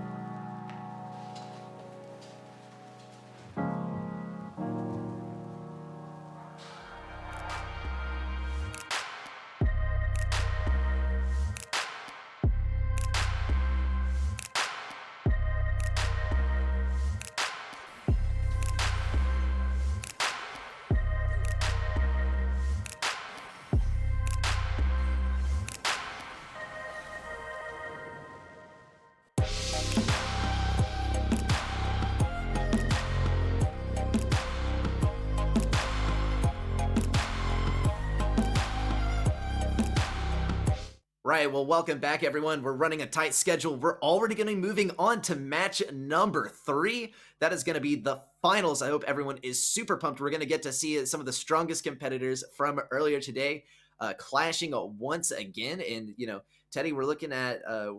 actually, never mind. We're moving on to the losers bracket. So this is going to determine who's going to play for second place. That is my bad. I confess. My bad, it's everyone. all right. It happens. But, it happens to the best of us. Yeah, but honestly, I couldn't be happier, because that means we're saving the best for last today, right? We have dessert. That is going to be our finals. That is going to be our really, really strong competitors. But hope y'all are all super excited for this upcoming match. Teddy, got any predictions for this next match? Yeah, so we are gonna be checking out Evo Stars versus Activium, the teams that lost their first match of the day. This is gonna be their chance for redemption. This is gonna be their chance to just stay in the competition, because each team has 2 lives and they already have only 1 left. If they lose this one, it's the end of the journey for them in the international group stage. The maps are going to be Rustic Arcade for Jam Grab, Olive Branch for Siege, Triple Dribble in Brawl Ball Land Ahoy for Bounty, and then finally Snaked Assault for Heist. What do you think of those maps, Ready Set? Honestly, I think a lot of people hate on Rustic Arcade, but I think it's a nice map. I mean, with the exception of that random jump pad. But of course, that is what we've seen in the Gamestars tournament so far, right? Is that it's like we see a lot of maps that are pretty normal, except for one twist, and Rustic Arcade is one of those. It's practically Crystal Arcade, except now you have a new element. It's this jump pad, and it's gonna allow some tank comps, or at least comps with a tank, to become a little bit more prevalent. I mean, we were talking about the Jackie last time, and we could see the Jackie with the counter crush. I mean, hey, I'm always very optimistic about the off-meta stuff. Yeah, you can see here a bit of the bracket that we had today and why the teams are where they are now. So Blood Diamond and Uchiha Clan, because they won their matches, they are in the winner finals, whereas Team Activium and Atlantic not quite as lucky, and they are in the bottom bracket now, fighting for their lives, fighting to go to the decider. And so far, from what we've seen, I feel like Team Activium is a bit stronger overall. They definitely are the team with more experience, and I would say, on any day, I would say Team Activium is the better team.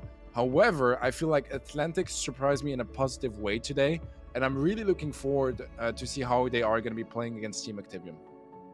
Yeah, I mean, we saw Atlantic, right? They got pretty close to picking up a set here and there. Team Activium, on the other hand, we saw actually pick up a set at least. But of course, if we want to just talk about like the ranks of these teams, Team Activium, number 3 team in France, Atlantic, they're the number 4 team in Turkey. And as far as Brawl Stars theaters go, I think France is probably the bigger theater, right? Even when we're talking number 3, we're talking like number 3 behind Code Magic. Yeah, for sure. There's been a lot of competition in France lately. We have quite a bit of solid teams, especially in those like tier 2 side of things, just like Team Activium, right? That has been having some pretty decent results. Not quite, at the level they want to be at, but they're certainly getting closer and closer. And to be honest, overall, I would say that Team Activium is not even that far off from Uchiha Clan. I think they might even be a bit better, according to a lot of people. So we'll see how they will be playing against AE here. At Atlantic, I think they had a surprisingly good performance, even though it wasn't quite enough. We do have a video, guys, about Atlantic Evo Stars, so we're going to be watching that right now. My name is Ahmet Aray. I'm 16 years old. I'm from Turkey. I represent Atlantic Stars. I have been playing for 2 years. I love this game because all brawlers are different, and meta is changing after all updates. My favorite brawler is Jackie. I love because his defense and attack is very strong. Scooby love Max because he like fast brawlers, and Hayabusa his best brawler is Mortis because he like bring combos. We participate all tournaments we find. I don't take part in this tournament because of my exams. First of all, our biggest goal is enjoy and gain experience in this tournament. AC Milan, Küleş, SK Gaming, Drinkers, One Trick Ponies, these are best teams of the world, and I think every team afraid of them. I believe my team. I believe you. You can do the best when you want. Believe yourself and do the best.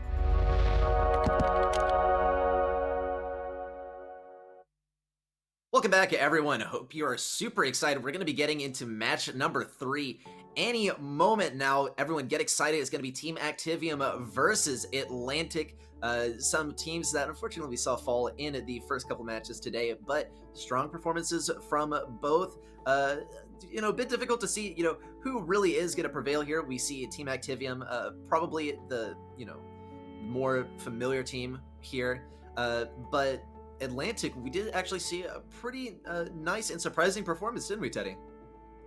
Yeah, for sure. They really surprised me. And you as well, for the least.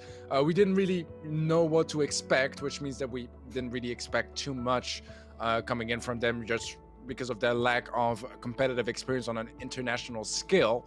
But they definitely did hold their ground well against Uchiha. It was a trio a scoreline in the end, but I feel like they deserved a bit more than that, and they actually challenged them on quite a couple of games. So if they can, take that and turn that into a bit more consistency and do that a couple of games in a row, they might be able to seal a set or two away, and suddenly, maybe they get in a good position to get some momentum. Team Activium doesn't really know what to do, and they could take it away. I mean, it's definitely possible.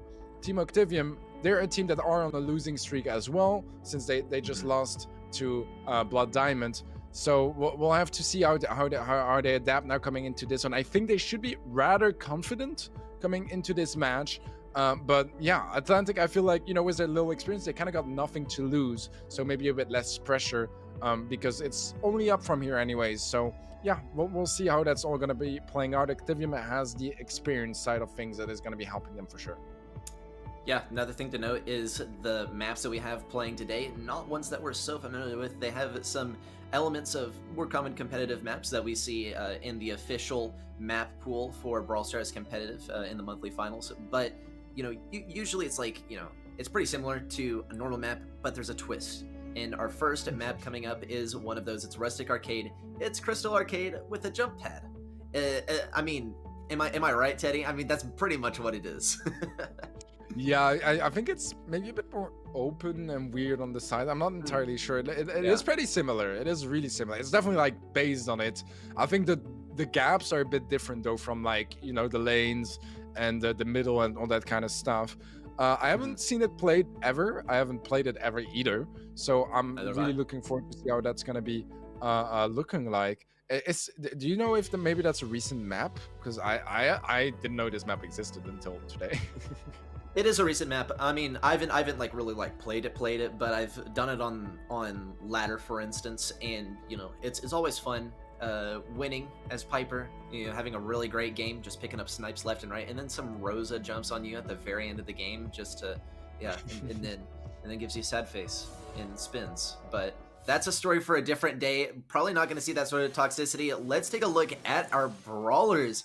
Here we see the Piper mid, as we were saying, and it looks already like Activium, they're outclassing Atlantic here with the Piper mid. I mean, Atlantic, their option here, it looks like they might actually have to run the max mid to put Jean on the lane so that Jean can break open some of these walls, because, I mean, unless they do that, it's going to actually be quite a rough game.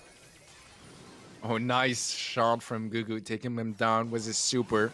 That's going to be, once again, opening things up a bit more for them. Nice super from Nick up as well to get those walls out of the way. That's just less cover for AE to play around with. Oh, I love this. We have some cameras of the players on the sides. This is something that we don't see in Brawl Stars very often, and I'm all down for it, man.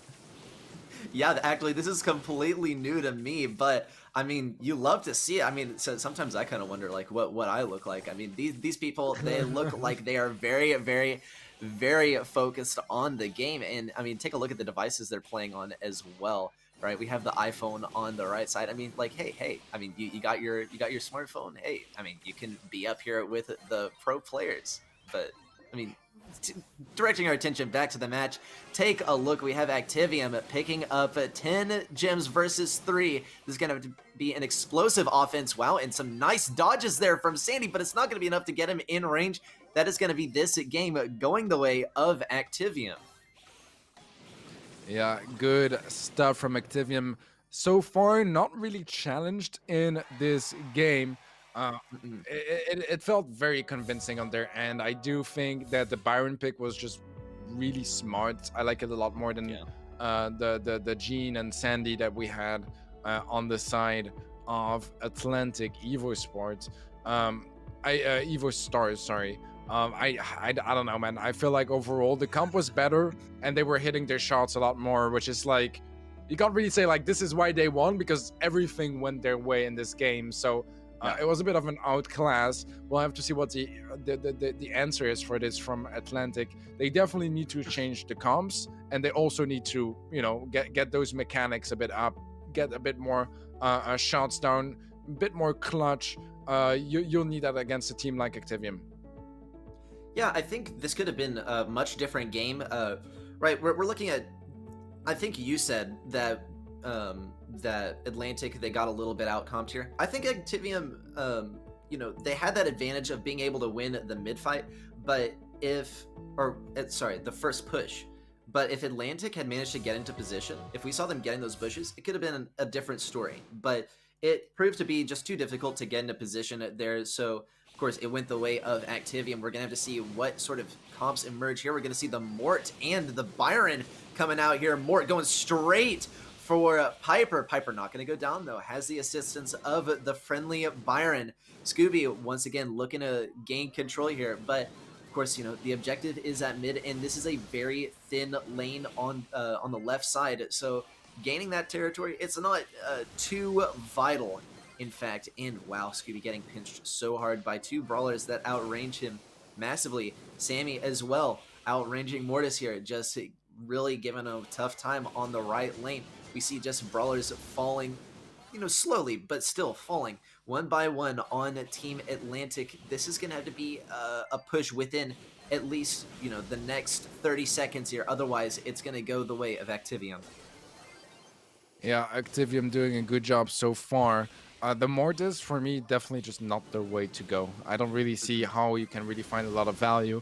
Mortis really benefits from people being stacked up together, and against three snipers, they're never going to be stacked up, You're always going to have a lot of space, and I know Amber isn't technically a sniper, but she is still quite a long-range brawler that has a lot of, control, and it's just really solid overall, so... Yeah, AE, this is just not really a doable comp here. It's interesting because I was surprised by how good their comps were against Uchiha.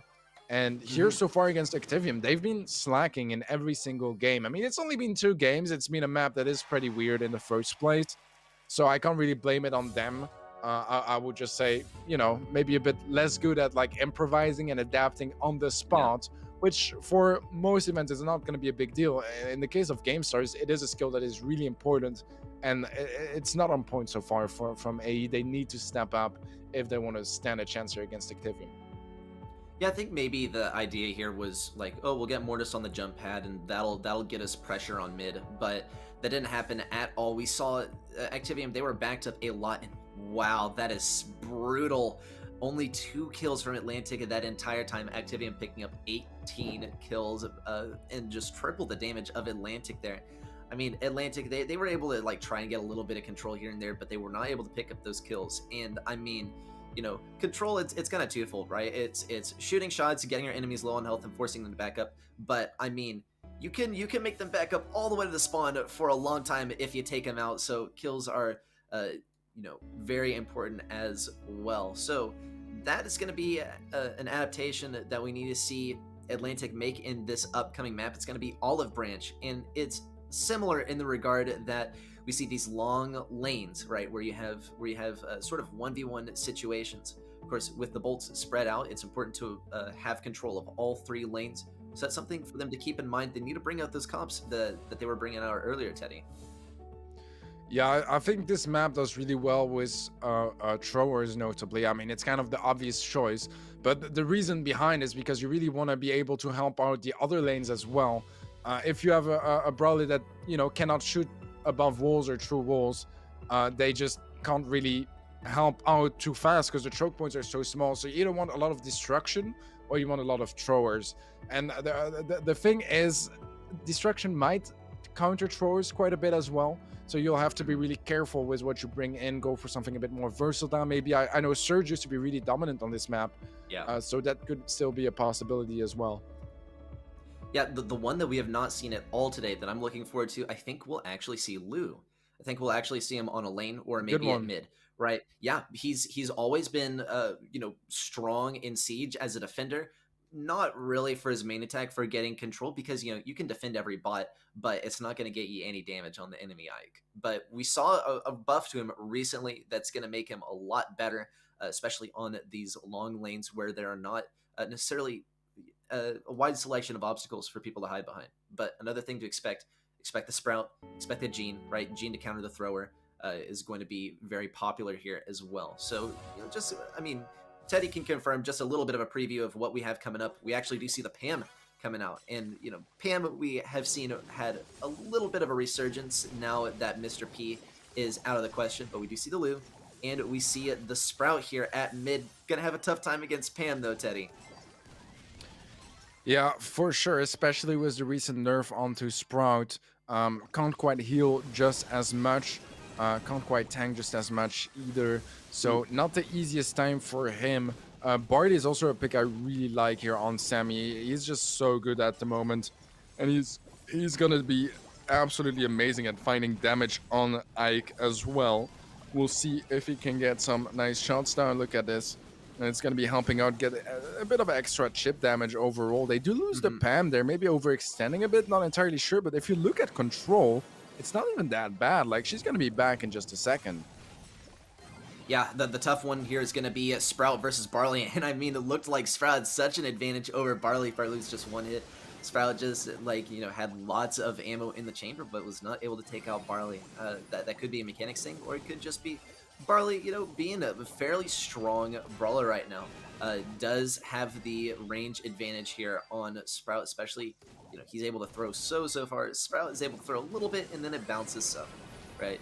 So Barley, probably the better brawler to pick here. Sprout is not able to get those walls. Wow, actually, there comes a very important wall, and we're going to see, hopefully, a freeze from the Lou just to stall out that defense a little bit more. Nice defense from Atlantic there, but of course, as I was saying, you have Lou, you have amazing defense, but the defense is not the only facet of Siege. You also have to get mid control, and that is where Atlantic is super struggling right now. Yeah, every single lane has been falling apart. It's been an Activium show so far on this loser bracket, and Atlantic, they are not quite happy with their performance just yet, because it's been a bit all over the place. I feel like they were much more motivated and playing a lot better against Uchiha Clan. This is a bit of a new side for us to discover from them, where they are really struggling, really getting melted down by Activium and not standing a chance to do anything. Yeah, in fact, we actually did see some good mechanics. We saw good mechanics with the Sprout, we saw good mechanics with the Lou, but it just was not able to stand up against some of our more classic brawlers here on Siege, as well as this Barley that's absolutely insane right now. I gotta confess, I'm a little suspicious. Why don't we see the Barley, right, coming out from Atlantic here? He's sort of a no-brainer to play, and it would have allowed them to deal with Pam a lot more easily. I think not really the brawler you want to swap Sprout out for mid, right? I think they need to find a new mid brawler and just sort of adapt to what Activium has so far brought to the table, because they're one game away from dropping the second set in a row, and this is just a downward spiral for them. Yeah, I agree. I do disagree that I don't feel like the Sprout is the biggest problem. I feel like the fact that the Barley was winning that left lane every time and that he could just help Pam in the mid was making a big difference. I also think that the Sprout was kind of like, I don't think the problem with the Sprout was more the pick. I think it was kind of just missing a lot of shots, because if you hit a lot of shots, you get a lot of supers and you can block off the middle area for just so long. So I don't know. I'm a big fan of Sprout. You are a big fan of Sprout as well, actually. You could say that. So I feel like, I don't think Sprout is the problem. I think the way Sprout was being played was definitely not up to the potential it has. But I do agree, it's not an easy matchup against a Pam. So you're absolutely right. It's not like it's a free a game that a free matchup that he's supposed to be winning on that Sprout. But I don't think it should be as one-sided as it showed. If he was hitting a lot more shots, if he wasn't getting harassed by the Barley non-stop, maybe he would have a bit more room. But I don't think it was the pick for them to go for, because they were just not able to find as much value as they should with that pick. Yeah, I completely agree. I mean, you're saying Barley, right, able to help out on the mid lane. Sprout was not able to hit those shots. I mean, I think I commentated on it earlier. We had Sprout versus Barley. Barley was just one hit. Sprout had like loads of health and, you know, had 3 shots ready to go, but could not hit, you know, all but one of them. And that was at the very end, and, you know, had already gone down to Barley's attack by then. So just perhaps, you know, just a little bit of a mechanical change could be the bigger difference there. Perhaps, you know, Barley, or Sprout, the brawler itself not being the big issue. We need to see some better mechanics emerge. And look, actually, neither team going for mid here. No one wants mid control just yet. Of course, no bolts there, so it's not that important to snag. It's something that we saw from Activium. In the first game, we saw them not go straight for mid, but we did see Atlantic on the Sprout go straight for mid. And this is actually going to be the first bot going to Activium. Yeah, they are tied up bolts-wise as well. They might actually find a bit of damage. No, the siege bot is getting stuck. Sammy does manage to get a super down. It's going to be a couple of extra percentages. So not too bad for Activium here. They're happy with that. And they're wasting a bit of time for the next preparation phase as well. Gugu going to be dueling it out against Last Shot. So far, it's quite even with the help there from Hayabusa. They're going to be trading each other out, which I'm not really sure who that's going to be favoring. We do have the Barley mirror matchup on the left-hand side, which has been very back and forth as well. Every ball that is leaking now is quite important, because Activium, they get this siege bot, but every bolt that he has in the bank can give them a bit of an advantage. But look at this, they're not going to have any sort of advantage. It's going to be 2-2. The siege bot is pushing up. They keep control. This is looking excellent for Activium ready. Yeah, Activium, they don't even need to win this siege right here. They don't need to get that much damage on the Ike, because they have such amazing control. They had it with Sandy earlier. Sandy is able just to hide over here and ambush Lu. Here comes the ambush. Not able to take out Lu quite. Actually, is threatening to take out Lu. Last shot, able to win that lane there. And, I mean, you know, on siege, the side lanes are important to win, because that's where the majority of the bolts spawn. You know, just talking it generally. Wow, and the thumbs down coming out of Last Shot, because we did see Gugu had the thumbs down on the Last Shot earlier. That is going to be the level 9 siege bot for Activium, and that is going to be this set going the way of Activium. Unfortunately, we saw Atlantic, they were just not able to do anything as far as control, as far as picking up bolts, as far as getting any sort of damage on the safe. And hopefully they can really shape up, because they're going to need this reverse sweep so badly. Yeah, it is truly getting to a do or die point here for Atlantic Evo Stars. They need to win every single set from now on if they want to stay in the competition. Otherwise, it's going to be end of their journey already. Activium, on the other hand, looking absolutely amazing in this match. Much more convincing than Uchiha looked against Atlantic. So I'm really curious about that one. I would say from my own personal ranking, I think that Activium is probably the second best team in the in the group, right below like Blood Diamond. But yeah, look at this. We have some pretty good stats here. Very one-sided, very much favoring Activium. I'm not even sure if the damage is like entirely correct here, because I reckon that was such a big kill difference. There should be a lot more damage for Activium, but I'm not entirely sure of that one. I know the stats for the objectives are kind of all over the place as well. Like, I'm not really sure what that's supposed to be meaning, but yeah, we'll learn more about that as we get more shows behind us. Triple Dribble is the name for the next map. It's Brawl, of course. What are your thoughts comp-wise maybe here, Reddy?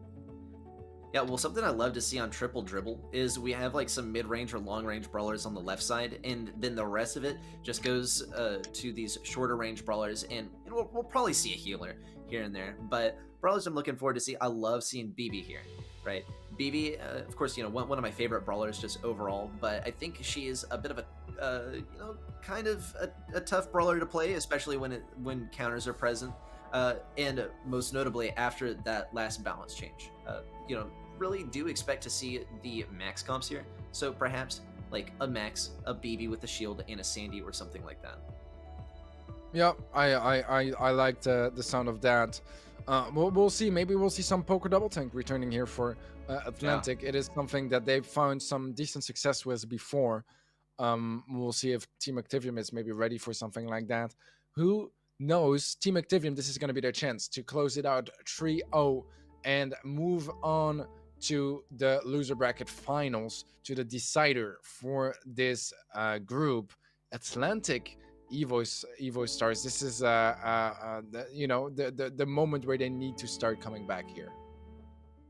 Yeah, well, I mean, if you're correct, right? If we see Activium is actually the second best in this group, then they, will go on to these to this next game, and they're gonna face off against, the loser of Blood Diamond, right? So that is, definitely something to look forward to. It's gonna be our next match coming up, and who knows, it could come up very soon. It would be unfortunate for Atlantic if they take another 3-0 loss, but it's looking quite possible. Activium they're just on a roll. They have not, let up the pressure for even a moment, not in Siege and not even in this next game mode coming up very soon. Yeah, absolutely. I feel like, you got to go with Activium on this one.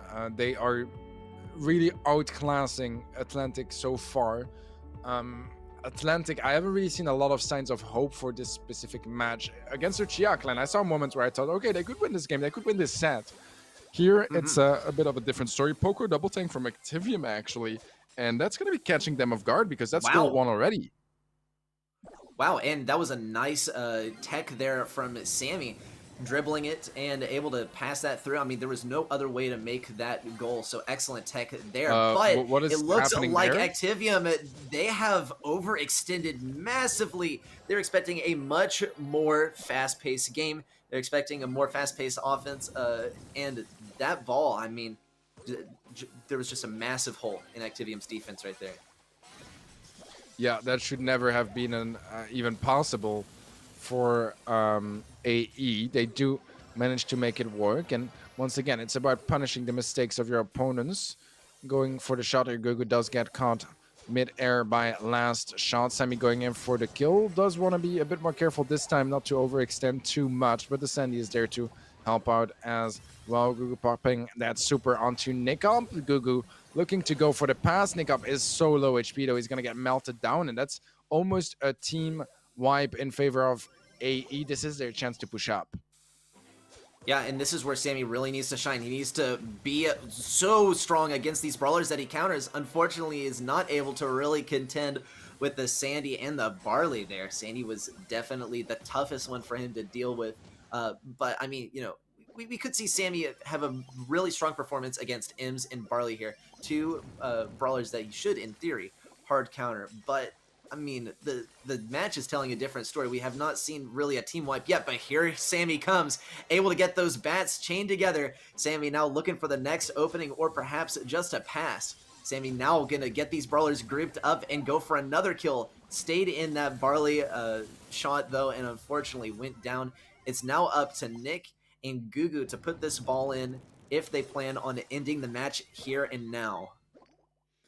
Well, it's not going to be happening just yet. Sammy is ready, though, to go for a dive. He's going to be doing that just now, but he gets absolutely melted down by the burst of Sandy and the nice shots from Scooby as well. Nick up trying to keep the ball away, but overtime might be looking really good for AE. They do have a Barley, which is not ideal, but he has a super. He's going to go for the shot straight onto Nick up.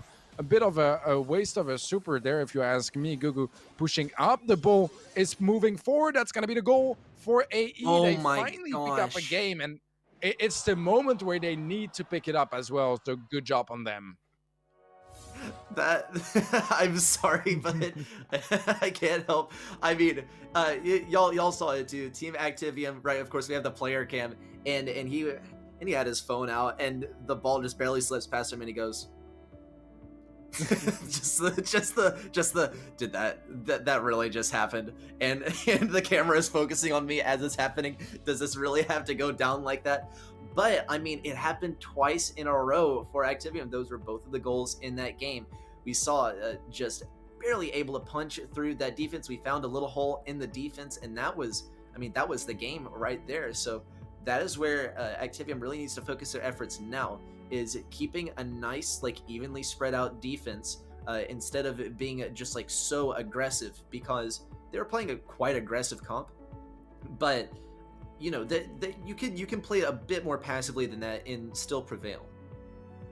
Yeah, I think the problem from Activium in this game was that they, like, the first goal that they took, like, you know, that they gave to Atlantic was just like, why do you spread away and leave a Poco in defense in a 1v2? It's not even like they were all fighting. Sammy was fighting on the top left side. The Jackie was just like wandering around, didn't hit a single person, and two people were on the Poco with the ball.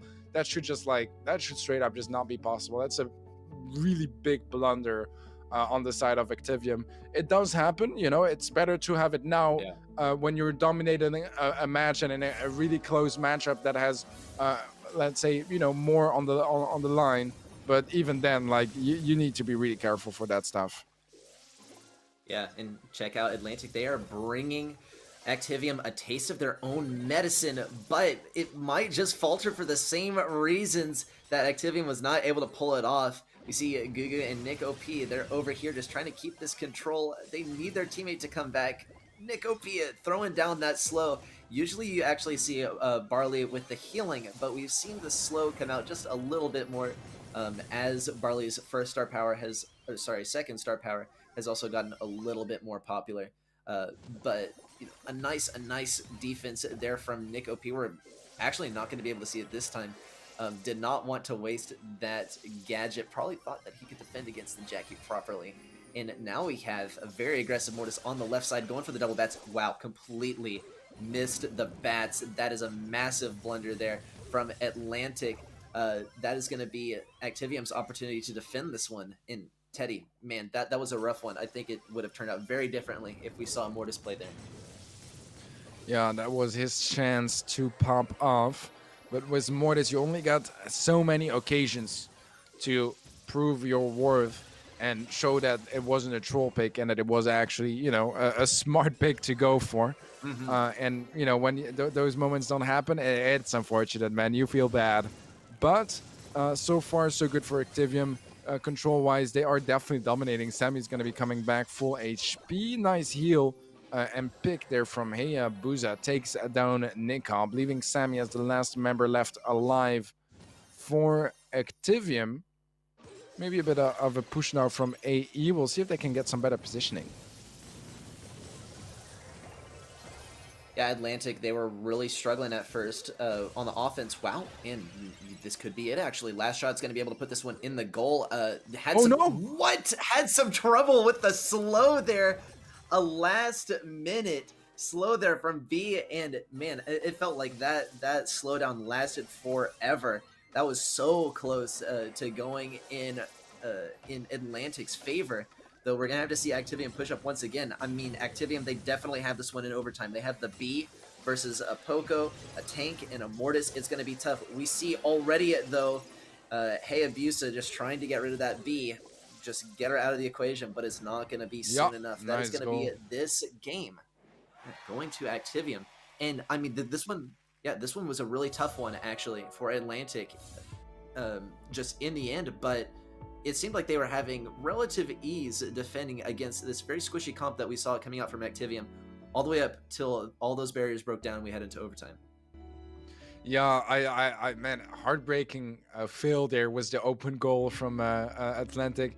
That could have been a goal. It was just a bit like he shot a bit late and he shot straight onto the guy as well. So man, it's heartbreaking for them, honestly, because that would have been a set for them, and taking a set would have been like a really good first step getting into this season. But obviously, it's not happening. It is 1-1 now in this set, and since Team Activium is already leading by 2 sets, that puts them at match point. They are 1 win away from the loser bracket finals. I mean, it's definitely, you know, not I wasn't gonna say where they want to be. It's not exactly where they want to be. They would rather have been on the upper bracket finals. But Yeah. you know, you take what you get, and Activium, I think they really deserve to get there. Atlantic have shown us some nice stuff throughout the day, but I feel like it's kind of falling apart here.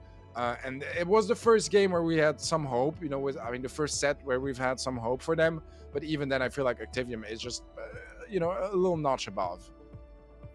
Yeah, another thing to note though is like Atlantic, they are coming hot off a loss in match number 2, right? And so for some players, right? Oh, we like to have our warm up, right? We like to like bang out our first win or just first game in general, and you know, warm up our thumbs. But for Atlantic, perhaps it was not exactly what they wanted.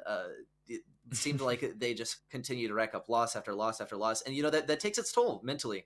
Right, and in Brawl Stars, you know, it's more than just controlling your character on the screen and you know your mechanics and such and your muscle memory. It's also a mental game as well, because you're making so many decisions. Like, you know, every like split second, you're making like a dozen different decisions, and you have to make all this analysis. And you know, if you're coming hot off a loss, that you know you might slow down a little bit. You're not feeling as confident.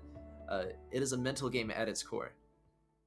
Yeah, absolutely. If you know, it's also the only thing that you can really take from one game to the other, because sure, you know, the scores change, but you don't directly get an advantage except for some maybe insights on the comps and stuff from one game to the other. But you do keep momentum. You do keep a morale boost for taking a win and a morale loss for taking a loss. So that's all stuff to take into account. So far, a good start from Activium as they are in an aggressive position, a really good position for Barley as well, to find some nice value, although he does go down to a lucky shot. The pass to Gugu. Gugu not going to be risking it. He's just going to be playing it safe at a distance. Goes for the kill, actually.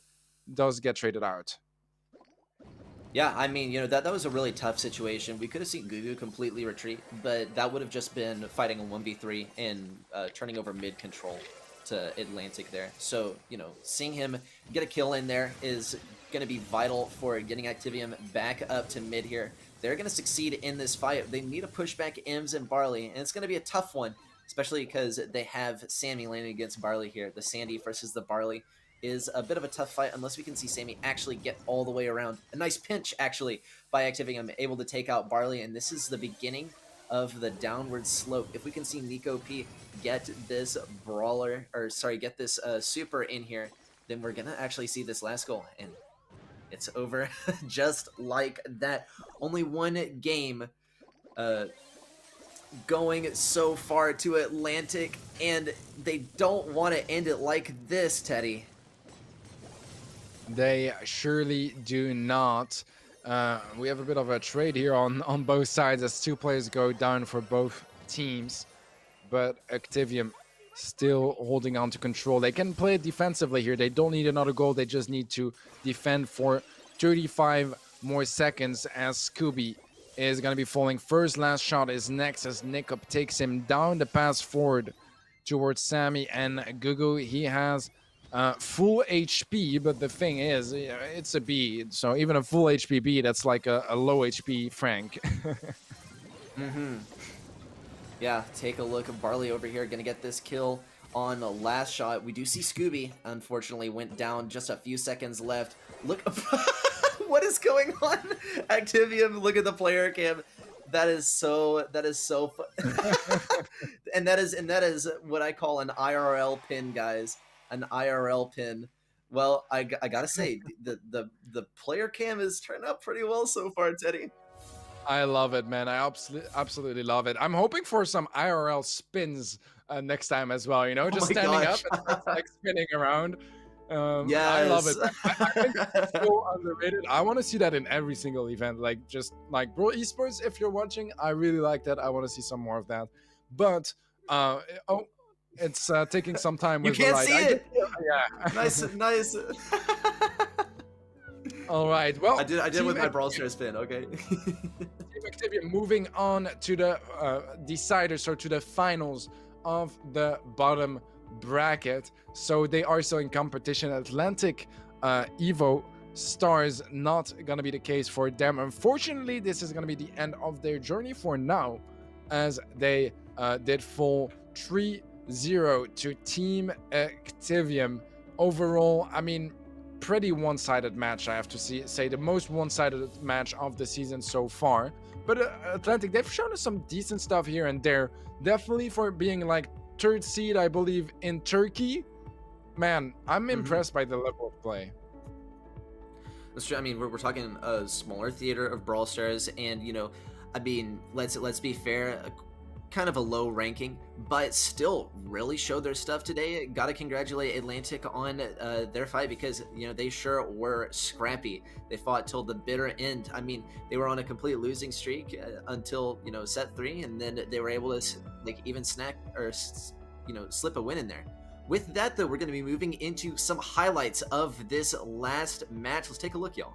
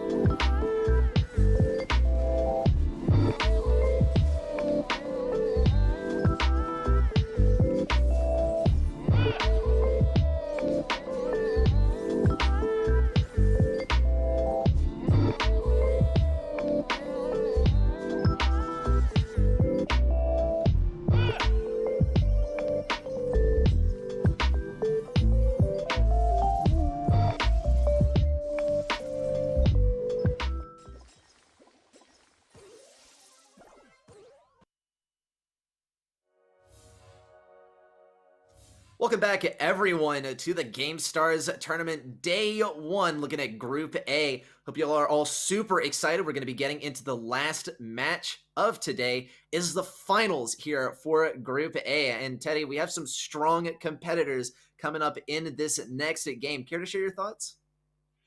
Yeah, we are gonna be watching the winners of the semifinals, which is gonna be Blood Diamond Russia versus Uchiha Clan. It's Russia versus Poland on this match.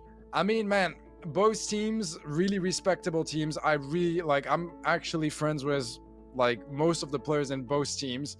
I do think that Blood Diamond, their international renown has really increased with their solid performances in ECA monthly finals. Uchiha Clan, I mean, EMEA is a more competitive region, so it is harder to make it to the monthly finals, so it's hard to compare. But I do feel like Blood Diamond should be the favorites coming into this one. Yeah, I mean, you're looking at the best team in Russia versus the best team in Poland. So, and of course, we are talking about two different theaters of Brawl Stars competitive gameplay. But, I mean, you're looking at the battle of giants here between Blood Diamond and Uchiha Clan. Cannot wait to get into these games. Yeah, likewise. Just to be fair, I don't think they're the best team in Russia. It's kind of arguable. They're fighting off the Zero Zone, which I think are qualified for the event as well. So we'll be seeing them later on. But it's definitely debatable. They could definitely be considered as the best team. Like points-wise in the Pro Esports Championship, they're not quite number one. But they are looking really good, and they are in a really good form as well, which is where this is going to be interesting, right? I mean, Blood Diamond, they've achieved a lot more in Brawl Stars competitive, but is it going to be enough? Because, man, Europe is such a competitive region. It is nearly impossible to make it to the monthly final. Like, the amount of skill that you need to make it to a monthly final is just huge. So that's why Uchiha Clan isn't there quite yet. They had some close chances of making it, but I don't know, man. I feel like Blood Diamond, they should have a bit of an advantage here. I would say maybe similar odds to Blood Diamond versus Team Activium. At least that's where I see things right now. Yeah, well, I can guarantee you at least one thing. Uchiha Clan, they have done their research on Blood Diamond. Of course, a very well documented team in Russia, right? So, you know, Uchiha Clan, as far as doing their homework, as we were talking about earlier, love saying that, they have the advantage here. And we're going to be getting into set number 1 here on Rustic Arcade very soon. Set number 2, though, is going to be on Shooting Star. Set number 3, Robo Highway. Set number 4, Central Traffic. And set number 5, Triumvirate. These are all, you know, maps that we don't see in the normal competitive map pool. And we've seen some interesting strategies emerge on here. Usually it's just, you know, kind of a conglomeration of generally good brawlers. But, you know, we are talking about a couple of the best teams. So we could see something a little bit more multifaceted, a little bit more complex than that. I mean, any brawlers in particular that we haven't seen so far that you're expecting to see, Teddy? I'm not entirely sure. I mean, we saw some Piper already, which I think is a good pick here. I know Sprout used to be really good on you know, the original Crystal Arcade. I don't think it's gonna be quite as strong here because there's less bushes. There's just more distance between the walls as well. So I don't really think that's an option. And it was one of the best brawlers. Maybe 8-bit could have an appearance here. I don't think it was played last time. I'm not so sure what else, man. I feel like the rest we kind of saw. It is one of those maps that is very open, so it's not like you can go for anything. You're gonna have an advantage playing ranged brawlers. You want to play the distance, because otherwise, you know, you'll have to walk towards your enemies and take so much damage before you get even anywhere close to them. Yeah, I mean, just to draw some parallels between gameplay that we've seen already, we saw Mortis emerge, and Mortis was really not able to perform here. I mean, just even with the jump pad, right? It's not able to close the distance, you know. So we're probably going to see some long range brawlers, but you know, is there going to be you know, some sort of counter to long range brawlers that is actually able to make use of the jump pad? I mean, we only got to see 2 games earlier, and we're, you know, talking about some very good teams going head to head here in the finals. So like, I'm foreshadowing, you know, maybe the Jackie, the Counter Crush Jackie, right, and a couple healers or something like that. Counter Crush Jackie would be quite funny. I mean, I don't see it happening. You know, I think it's a bit dangerous, but I mean, you can elbow. Nani is a good one as well. I like that. Ruffs, of course. I mean, Byron, we saw him last time played too. So picks that make sense. We'll see how that plays out. And so far, Uchiha Clan actually picking up that first kill. Yeah. Boo. No comps that make sense. Don't do it. Don't make sense. But check it out. We do have Nanny here on mid. Yep. And these are like, these are some brawlers that we're more familiar with, right? Long range brawlers that are strong at the moment. You know, Ruff's not necessarily so much of a long range brawler, but we're going to see Cube actually try and get this power up onto Lalyu as soon as possible. The other thing to note is we see Kagamu over on the left side winning this lane as Byron and getting very aggressive. Wants to take out this 8-bit turret because that is going to give them a massive advantage on this mid fight. And we're going to see actually Blood Diamond tie up the score here, now just leading by 1 gem as they're just going to try and take out 8-bit or Byron. Just one of those two. Those are some key kills at the moment. Yeah, it's very evenly matched right now, which I really like, especially when you have like 2 different mids. It's always fun. Oh, nice kill over there. That's going to take care of Rama. Allow you with some more nice shots. He's going to get buffed up now. This is where things can get interesting for him, where he can start dealing that extra damage, that extra health as well. And maybe find a bit more value of those shots. Buff is also going to be matched on the 8-bit.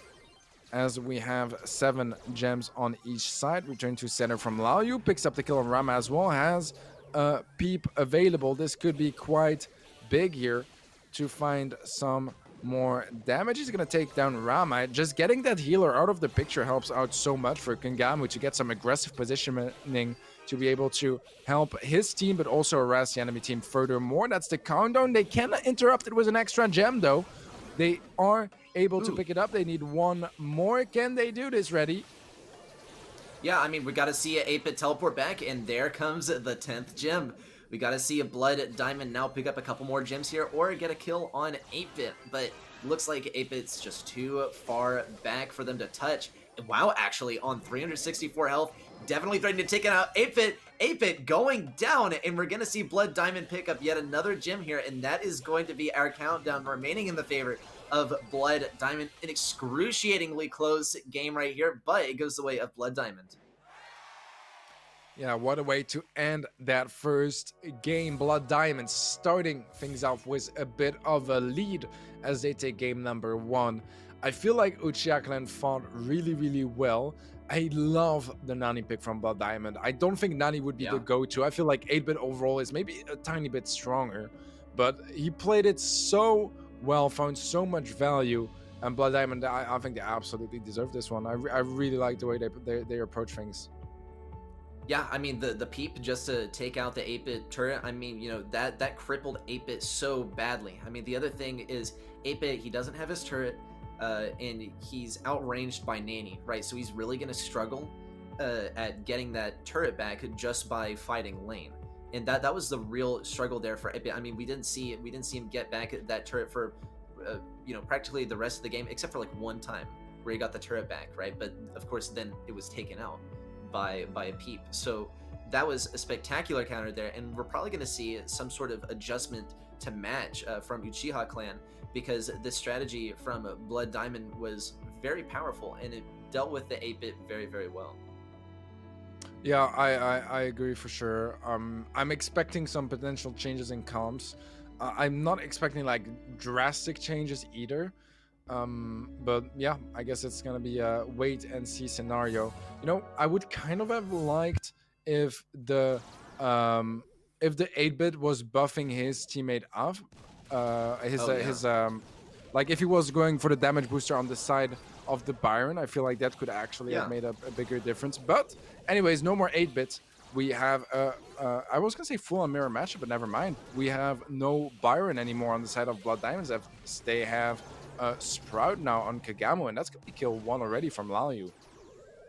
Yeah, I think Blood Diamond might have just kind of taken a step back and looked at themselves and said, you know, we don't really need the Byron here.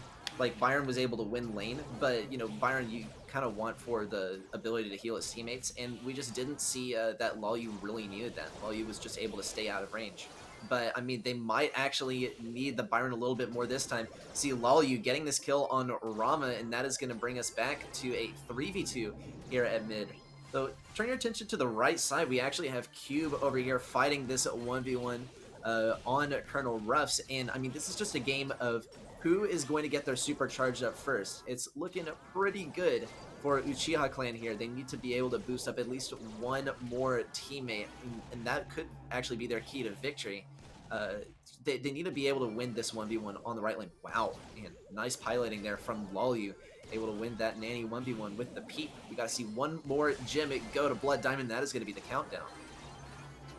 Yeah, the gem is right there. Nice dodges from Lalyu. He's been playing really solid so far. The return to sender to take down NG, I believe. And he picks up a kill on Oliver now. I mean, man, Lalyu on that Nani is absolutely demolishing Uchiha Clan. And I've got to say, man, Nani is one of the hardest brawlers to play in the game. It's such a high skill ceiling brawler. It's really tough to pick up, and it is even much harder to master. So impressive stuff there from Lalyu and from Blood Diamond overall as they take set number 1. That means that we are moving on to set number 2. We'll see in a second which map and game mode we're going to be moving towards. Yeah, ready, set. I feel like so far it's kind of the expected result. Blood Diamond starting off better, but it is close, man.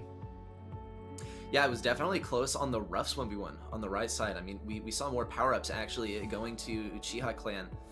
Though, I think the Nani was a key difference there. Check out Blood Diamond picking up 17 kills versus 8 versus Uchiha Clan. I mean, you know, we see across the board, right? Blood Diamond having twice the damage, twice the kills as Uchiha Clan. I mean, you know, give or take a few.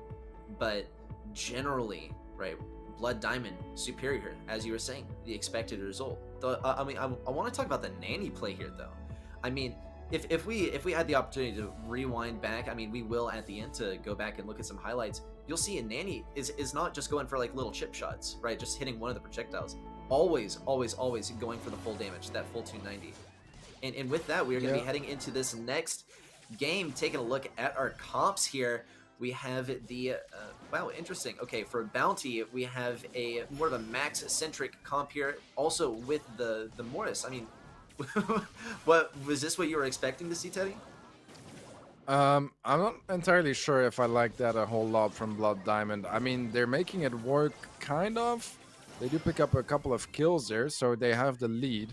Thing is, in the long run, they're gonna be struggling. Like, Mortis, I don't really think it's the best idea because just because Nani is literally the best brawler on this map, and it's extremely good at up close as well. Like, it's gonna two-tap a Mortis, you know what I mean? So it doesn't really feel like something you want to be diving into for Lalyu. Yeah, I mean, my best guess, in a nice tank there from Cube, my best guess is that Blood Diamond was expecting some sort of response to Nani from Uchiha Clan, right? But Uchiha Clan, they are not playing Blood Diamond's game. They're not going to conform or adjust their comp to that very OP Nani that we saw from Lalyu earlier. So Blood Diamond is now going to have to pick up the slack here as they are 1 star behind, and that's even 1 star behind from it being tied up. They got to get real aggressive here, and it's going to be so tough actually for Lalyu to push in, though they have Uchiha Clan right where they want them, right in the corner. Lalyu has an opportunity to come in, and that is going to be a team wipe for Lalyu, and that is going to give them nearly twice the score of Uchiha Clan as we head into the last few seconds of the match. Gamu really pushing back the enemy here, and that is the game right there. That is the Mortis play that they needed the entire game. I want to point out, because I was criticizing the comp, Lalyu is smiling. He's happy about that one, but it did feel to me more like a misplay from Uchiha Clan than an absolutely like wild clutch from Blood Diamond. Like, how do you get pressured enough by the Mortis, like with this comp, to be hiding in a corner and like all 3 stacked up? Like the one scenario where the Mortis is going to be working here, I feel like that's just a fatal mistake, and they should have played with it with a bit more space. Yeah, I don't know. I did not like that. I feel like comp-wise, they should have won that like 10 times out of 10. It seems like this one, yeah, just didn't quite work out. Obviously, Blood Diamond, you know, congrats to them for making it work, despite I think Mortis versus Nani not being the easiest matchup in the world, being countered quite heavily. But of course, I don't know, man. We'll see. I don't expect them to go for the same again, but that would be quite surprising. Indeed, they are switching things up on both sides, actually. Yeah, and we're getting a little bit closer to what we usually see here on Shooting Star. Only difference is now Uchiha Clan, they're bringing out the Gene, and I mean, they better make it work if they want to pick up this set and not let Blood Diamond head into what could be the last set. I mean, they are on a downward spiral. They need to really show that they have the metal, that they have the control here. But Blood Diamond, they're currently leading. They got that blue star on Tick. That's exactly the name of the game here on Shooting Star. You get that first to last hurrah out to get that blue star. And Blood Diamond looks like now leading 3-0, so Uchiha Clan is going to have to play on Blood Diamond's terms here. They are going to have to push in against Blood Diamond, and this could actually be quite brutal. Lalyu is definitely not going to give them an easy time, and that is just one of our 3 fantastic players from Blood Diamond. Yeah, it's a very talented team, as you're saying. Cube, really good Piper player as well, just picking up the kill on Oliver right now. Lalyu takes down NG. I believe it was with a peep because it was from very far away. I wasn't too sure. Was focusing up on that Piper shot from Cube. But so far, so good for Blood Diamond. They haven't lost a single star yet, haven't dropped a single player. NG is getting in a bit of a more aggressive positioning. He's low HP, he goes down before his peep hits, and that means that now he's left without a peep and has to travel through the entire map. That's gonna leave enough space for Rama to fall next. This is looking as convincing as ever from Blood Diamond, and I think they're about to be ending the set. Wow, Lalyu could almost go down here, though. Goes down now 11-7. If they're able to pick up this kill on Cube, it could be a different story. Doesn't look like Uchiha Clan's going to be able to clutch that one out. Actually got quite close to getting Lalyu there, though that is going to be the end of this game, and actually got kind of close at the end there. I mean, undoubtedly went the way of Blood Diamond, but could have turned around there in the end with just maybe a little bit more coordination. Yeah, I agree. Yeah, man, it was tough. I think Gene was not the pick whatsoever. Like, I don't see the point all that much, to be honest. Especially when you're like facing, Piper that is gonna be outranging you like 10 times out of 10. So you don't really get to hit any pulls. And even if you do, like Piper has, some escape with that super. So I don't know, man.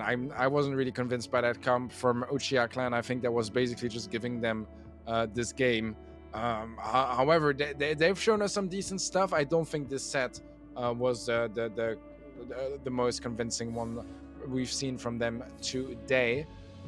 However, Blood Diamond, they're already up 2-0. They only need one more set to call it a day and move on to the next stage of the competition here for Gamestars. I mean, they're looking really convincing. They're looking really strong. Look at this. They have twice the amount of kills almost, and a bit more damage. It's not quite twice as much damage, but once again, it just shows that ability to close out kills, which makes a big difference at that level. Yeah, and so something to note, I mean, Blood Diamond versus Uchiha Clan, our first game in Bounty here on Shooting Star. I mean, they did a fantastic job of managing what looked like a bit of a strange comp, right? Next map is going to be Robo Highway. We're already going to be getting into it. No one is waiting even a second here. And of course, we're talking about Robo Highway. It's not a map that we've seen yet today. It was on the docket earlier, but we saw that match go by too quickly. But take a look at our brawlers here. I mean, we already see it, that teleporter being put to work. We have Rama here using that gene in this first siege, ending in a tie. Similar comps here, actually, from these two teams. Even more than similar already. It is a mirror matchup, so full on same comps here, as Cube is going to be falling down to Rama's pool. Rama going in Kakamu Fools before his heal actually comes up, and that is going to leave a bit of a weakness in that defense. Lalu is able to fall back, bank that bolt. It's looking good for the siege, but for a Blood Diamond, the problem is that Uchiha Clan, they have so many bolts as well. They might actually be able to tie this one up or even steal this spot. If they play for the tie, I feel like that would be the way to go. They're not going for that, so they're going for the siege bot, which means that they are going to be like 6, 7, 8 bolts behind.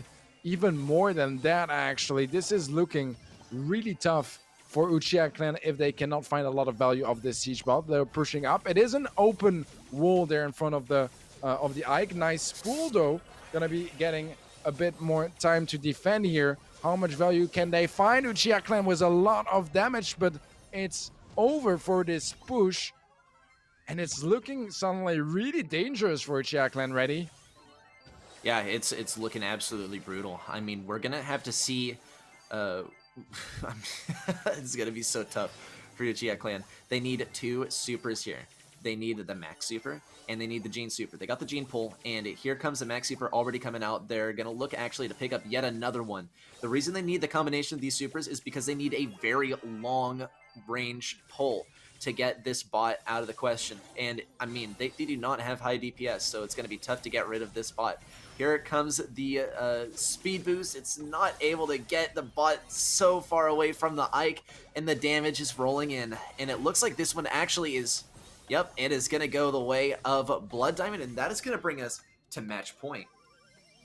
Lalu, you look so happy after every single win. It's very wholesome to watch. Man, those player cameras are making my day, I swear. I absolutely love it, man. Like, it's really refreshing. And I think, it's hard for organizations to bring out, like, fresh new ideas in leagues. Especially for a game like Brawl Stars, it is quite straightforward. Yeah. But I love that, man. I feel like it's something that it's like, the thing that you always, like, I didn't know I needed, you know what I mean? I just didn't know I needed this. And now it's my new standard. I'm disappointed if I don't see the faces of those players. But yeah, great stuff from Blood Diamond. They are at match point. This is their chance to close it out. Are they moving on to the next stage? Is Uchiha Clan gonna move down to the lower bracket finals? We'll find out in this game here as the first siege bot is going the way of Blood Diamonds. No bolts whatsoever on the side of the Polish team just yet. Vlali overjoyed on the left lane. We see a very fast Max coming over from Uchiha Clan on the left side. Needs to get this super, and we need to see Gene get this pull, and it's not looking so great. Actually, this bot is just really getting in the way. We're going to see a pull coming out from Rama. Actually, Cube with counter pull, not going to allow him to get that bot out of the way. We're looking actually one siege bot away from Blood Diamond being able to take out Uchiha Clan's Ike. So the question is whether Uchiha Clan is going to be able to take back mid here. With this 3v2, it's looking quite promising. Rama and Olui are able to take out one brawler, so now it's a 2v2 at mid. And finally, Uchiha Clan able to pick up some bolts, but does not look like it's going to be enough to get this next bot. Yeah, 1 second left here. Siege bot going the way of Blood Diamond. Nice dash from NG to at least bank that bolt and make sure that they have a couple of bolts lead coming into the final siege bot. The problem is it's not even that much. They are going to be dropping control. They do lose a player. They could finish this actually. Blood Diamonds, they're going for it. They make it work. Blood Diamonds are your winners. They are moving on to the next stage of the competition, and that means that Uchiha Clan, they have to fight in the decider against Team Activium for the losing bracket to keep playing in this competition. Man, what a day of Brawl Stars this has been so far already. Yeah, and I gotta hand it to you. I mean, Teddy with the killer prediction knew that Blood Diamond was going to come first place and that we'd see Team Activium and Uchiha Clan go head-to-head in this decider match that decides who does get to move on. Of course, the decider match, it doesn't just decide who gets to second place, it decides who gets to move on to the next stage of the competition. Those are going to be your two teams graduating from Group A, first place and second place, so keep that in mind. With that, we're going to be moving into the results of this set, and just take a look at the discrepancy. Blood Diamond with twice the kills. Uchiha Clan still got a lot of damage, but was not able to confirm those kills. And, you know, Teddy, that's just really important, and it is a mark of skill between two opponents. Yeah, for sure, for sure. I mean, you know, in the end, you can always like get a lot of pressure down just from getting damage and getting someone low HP, but there's nothing quite as good as a full-on reset where you take him down and he has to fully respawn super far away from the fight, and you just get a lot of extra control. Look at this, twice the amount of kills pretty much here in favor of Blood Diamond. They looked strong. Gene, Nani, and Max here, probably the standout picks for this matchup.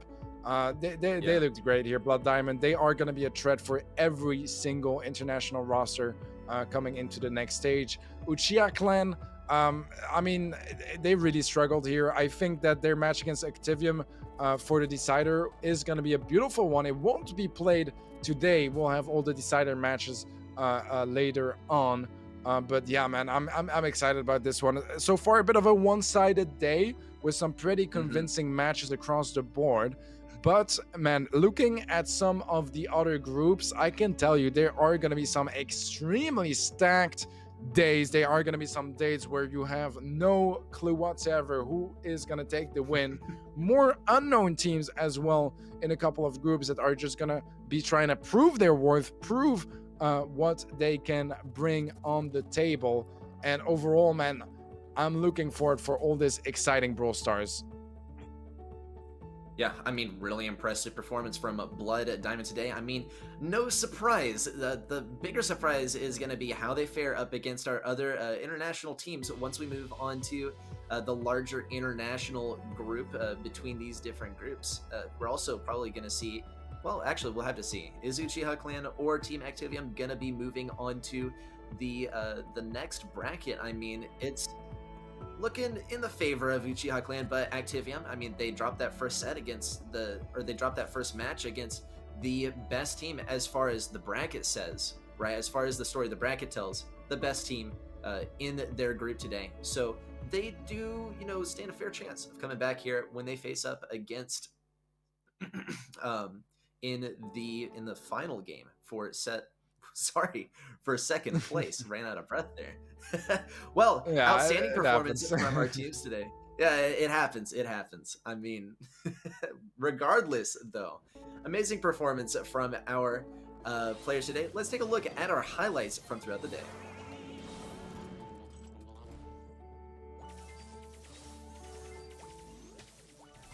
All right, we can see some nice Gene pulls. Gene definitely a brawler that we saw a lot throughout the day, finding just so much value left and right. This is here from the finals for the group stage.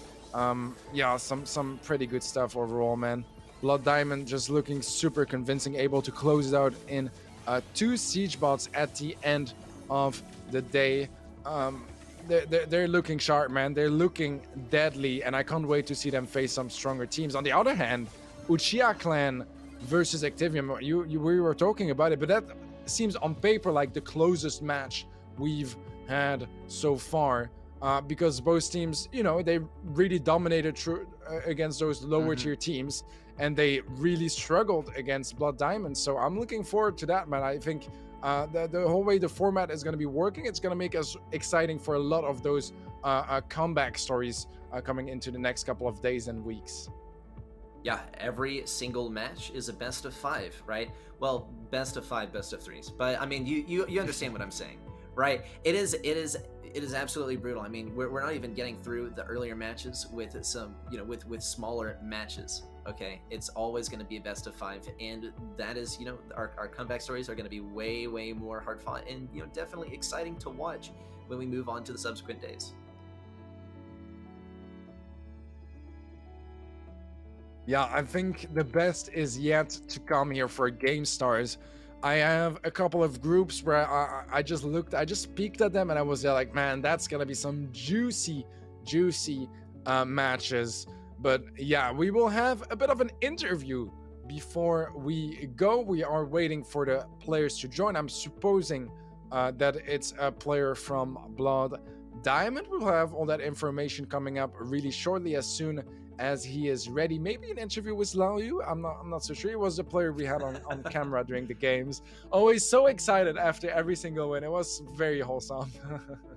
Yeah, it was so wholesome. I mean, you know, it reminds me of, you know, how I feel when I win a game of, like, you know, significance Ladder. like that, right? I mean, like, yeah, ladder. Yeah, when I win a game, just in general, I'm like jumping for joy, right? Looking straight into the camera, going, "What's up, y'all?" Yeah, but I mean, you know, can't wait to hear what these players have to say. You know, how they're reflecting on these matches. I mean, surely, though, coming from such a reputable team, right? They're not going to be like, "Oh, you know, I can't believe I won this game." It's probably going to be, you know, they're excited, but they also have a professional approach to it. Maybe something more akin to, yeah, well, you know, hopefully we can keep this momentum going into our next matches when we move on to the next stage. Yeah, I'm absolutely sure that it will be the case. We have some groups, man. They look juicy. They look so competitive.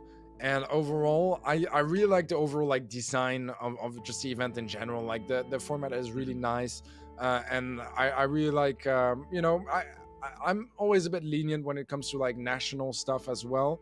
But so far, man, the third seeded Turkish team here, I feel like they fought pretty well for them. So I'm looking forward for some more of those teams, some more new names as well to competitive, and just a chance for everyone, you know, to get your feet into this competitive world, your feet into esports, and, you know, gain a bit more experience, and find some more opportunities, you know.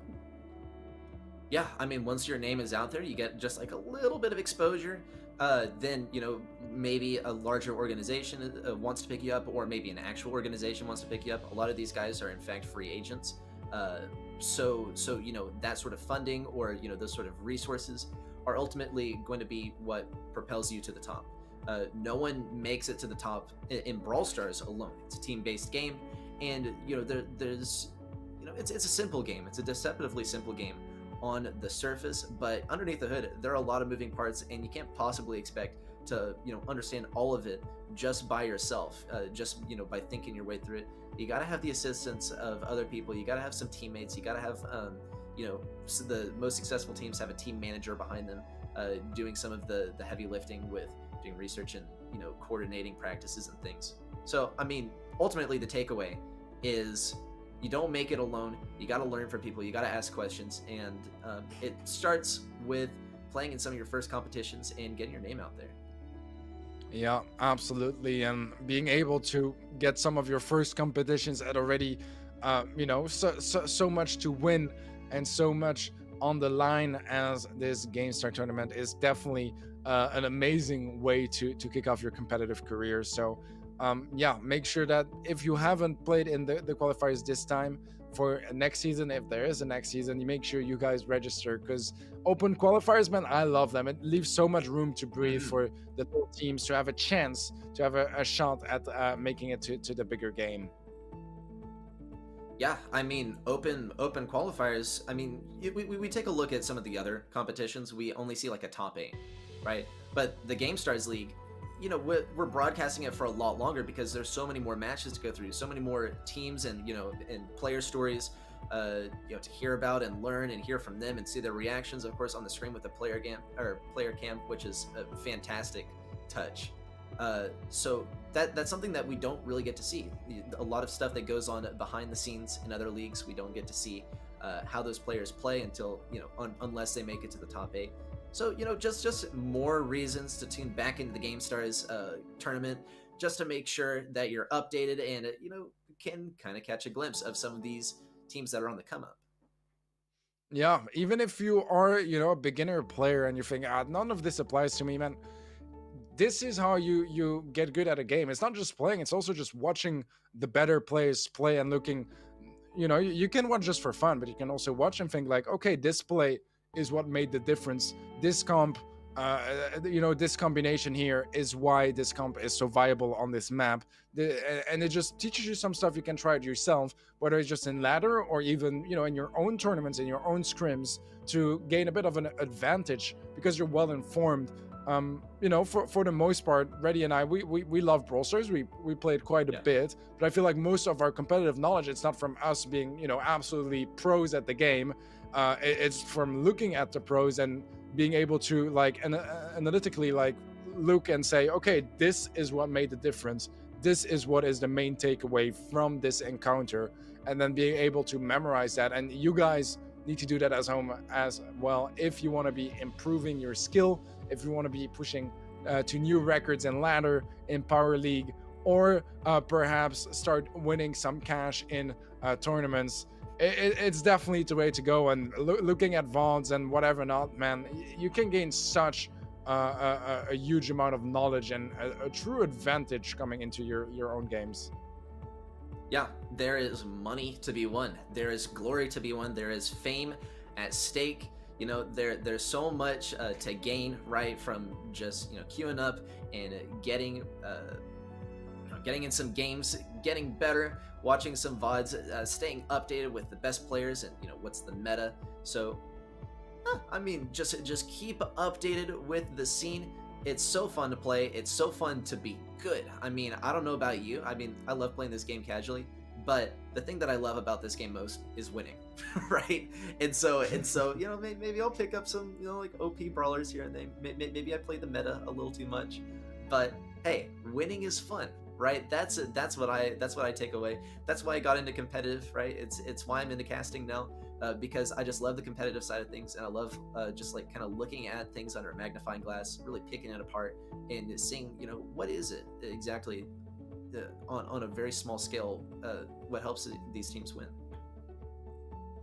Yeah, absolutely. It is, being able to critically analyze gameplay that is going to make a difference at some point, because you can only go so far by yourself. It's literally like school.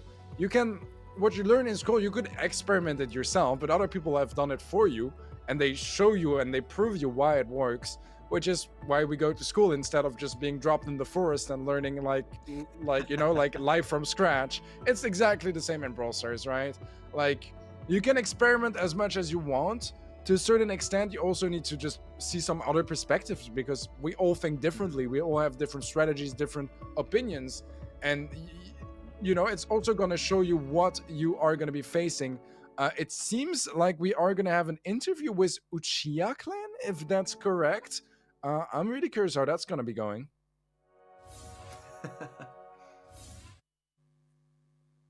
All right, welcome, Oloir. Good to have you on the stream. Had some excellent performance out of you today. Just want to know, what are your thoughts after that last game? What are you expecting going into this final match, and that'll potentially bring you into second place and send you to the next group?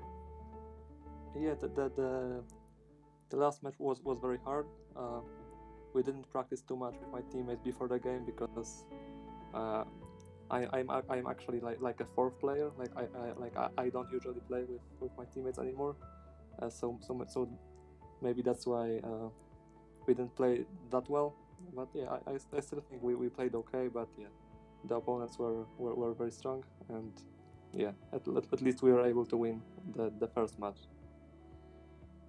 Yeah, well, I guess, the logical next question is going to be, if you make it to the next stage, are you going to practice more for those upcoming matches? Maybe we'll see. I don't know, because as I said, I normally don't even play competitive Brawl Stars anymore. But I do my best now to help my previous teammates who like they needed a third player to participate in this tournament. So yeah, so I'm playing because of that. But yeah, maybe we will practice more for the next match. I guess we will see. Yeah, well, everyone has a different story as to why they're in Brawl Stars. Some people are in it to win it, right? Other people are in it to have fun, and they just, kind of got really talented along the way. So which are you more of? Are you more of a, I play to win, or I'm playing for fun and I've just gotten this far? It's hard to say. I guess we all play to win, but also to have fun. I think it's a mix of both. Yeah, well, thank you, all aware. Fantastic play from you today. Can't wait to see what's going to be coming up in the next match. Love to have you here. Teddy, any closing comments? Yeah, man. Congrats for your win, and good luck for next time, Blood Diamond. Really solid team. It was definitely a tough match, but yeah, I want to congratulate you again for staying in the competition. I wish you good luck for your next match against Team Activium in a couple of weeks. And yeah, see you around, pal. Thank you.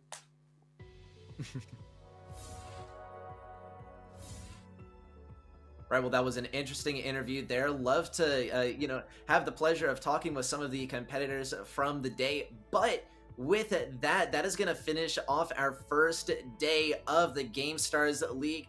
I hope you all had a fantastic time watching. We got to see some of the best teams in the region. I hope, I certainly had a fantastic time. Teddy, you got anything to share? No, man, I think this is just the beginning. I think the most exciting games, matches, and groups are yet to come. It was a nice preview for what we could expect, but there is so much more we still have to see with the Gamestars League. Yeah, my name is Teddy. I was joined by Ready Set. Thank you so much for watching, guys. We will see you tomorrow, same time, so 6 p.m. CET, for some more Brawl Stars as we will move to Group B. See you guys.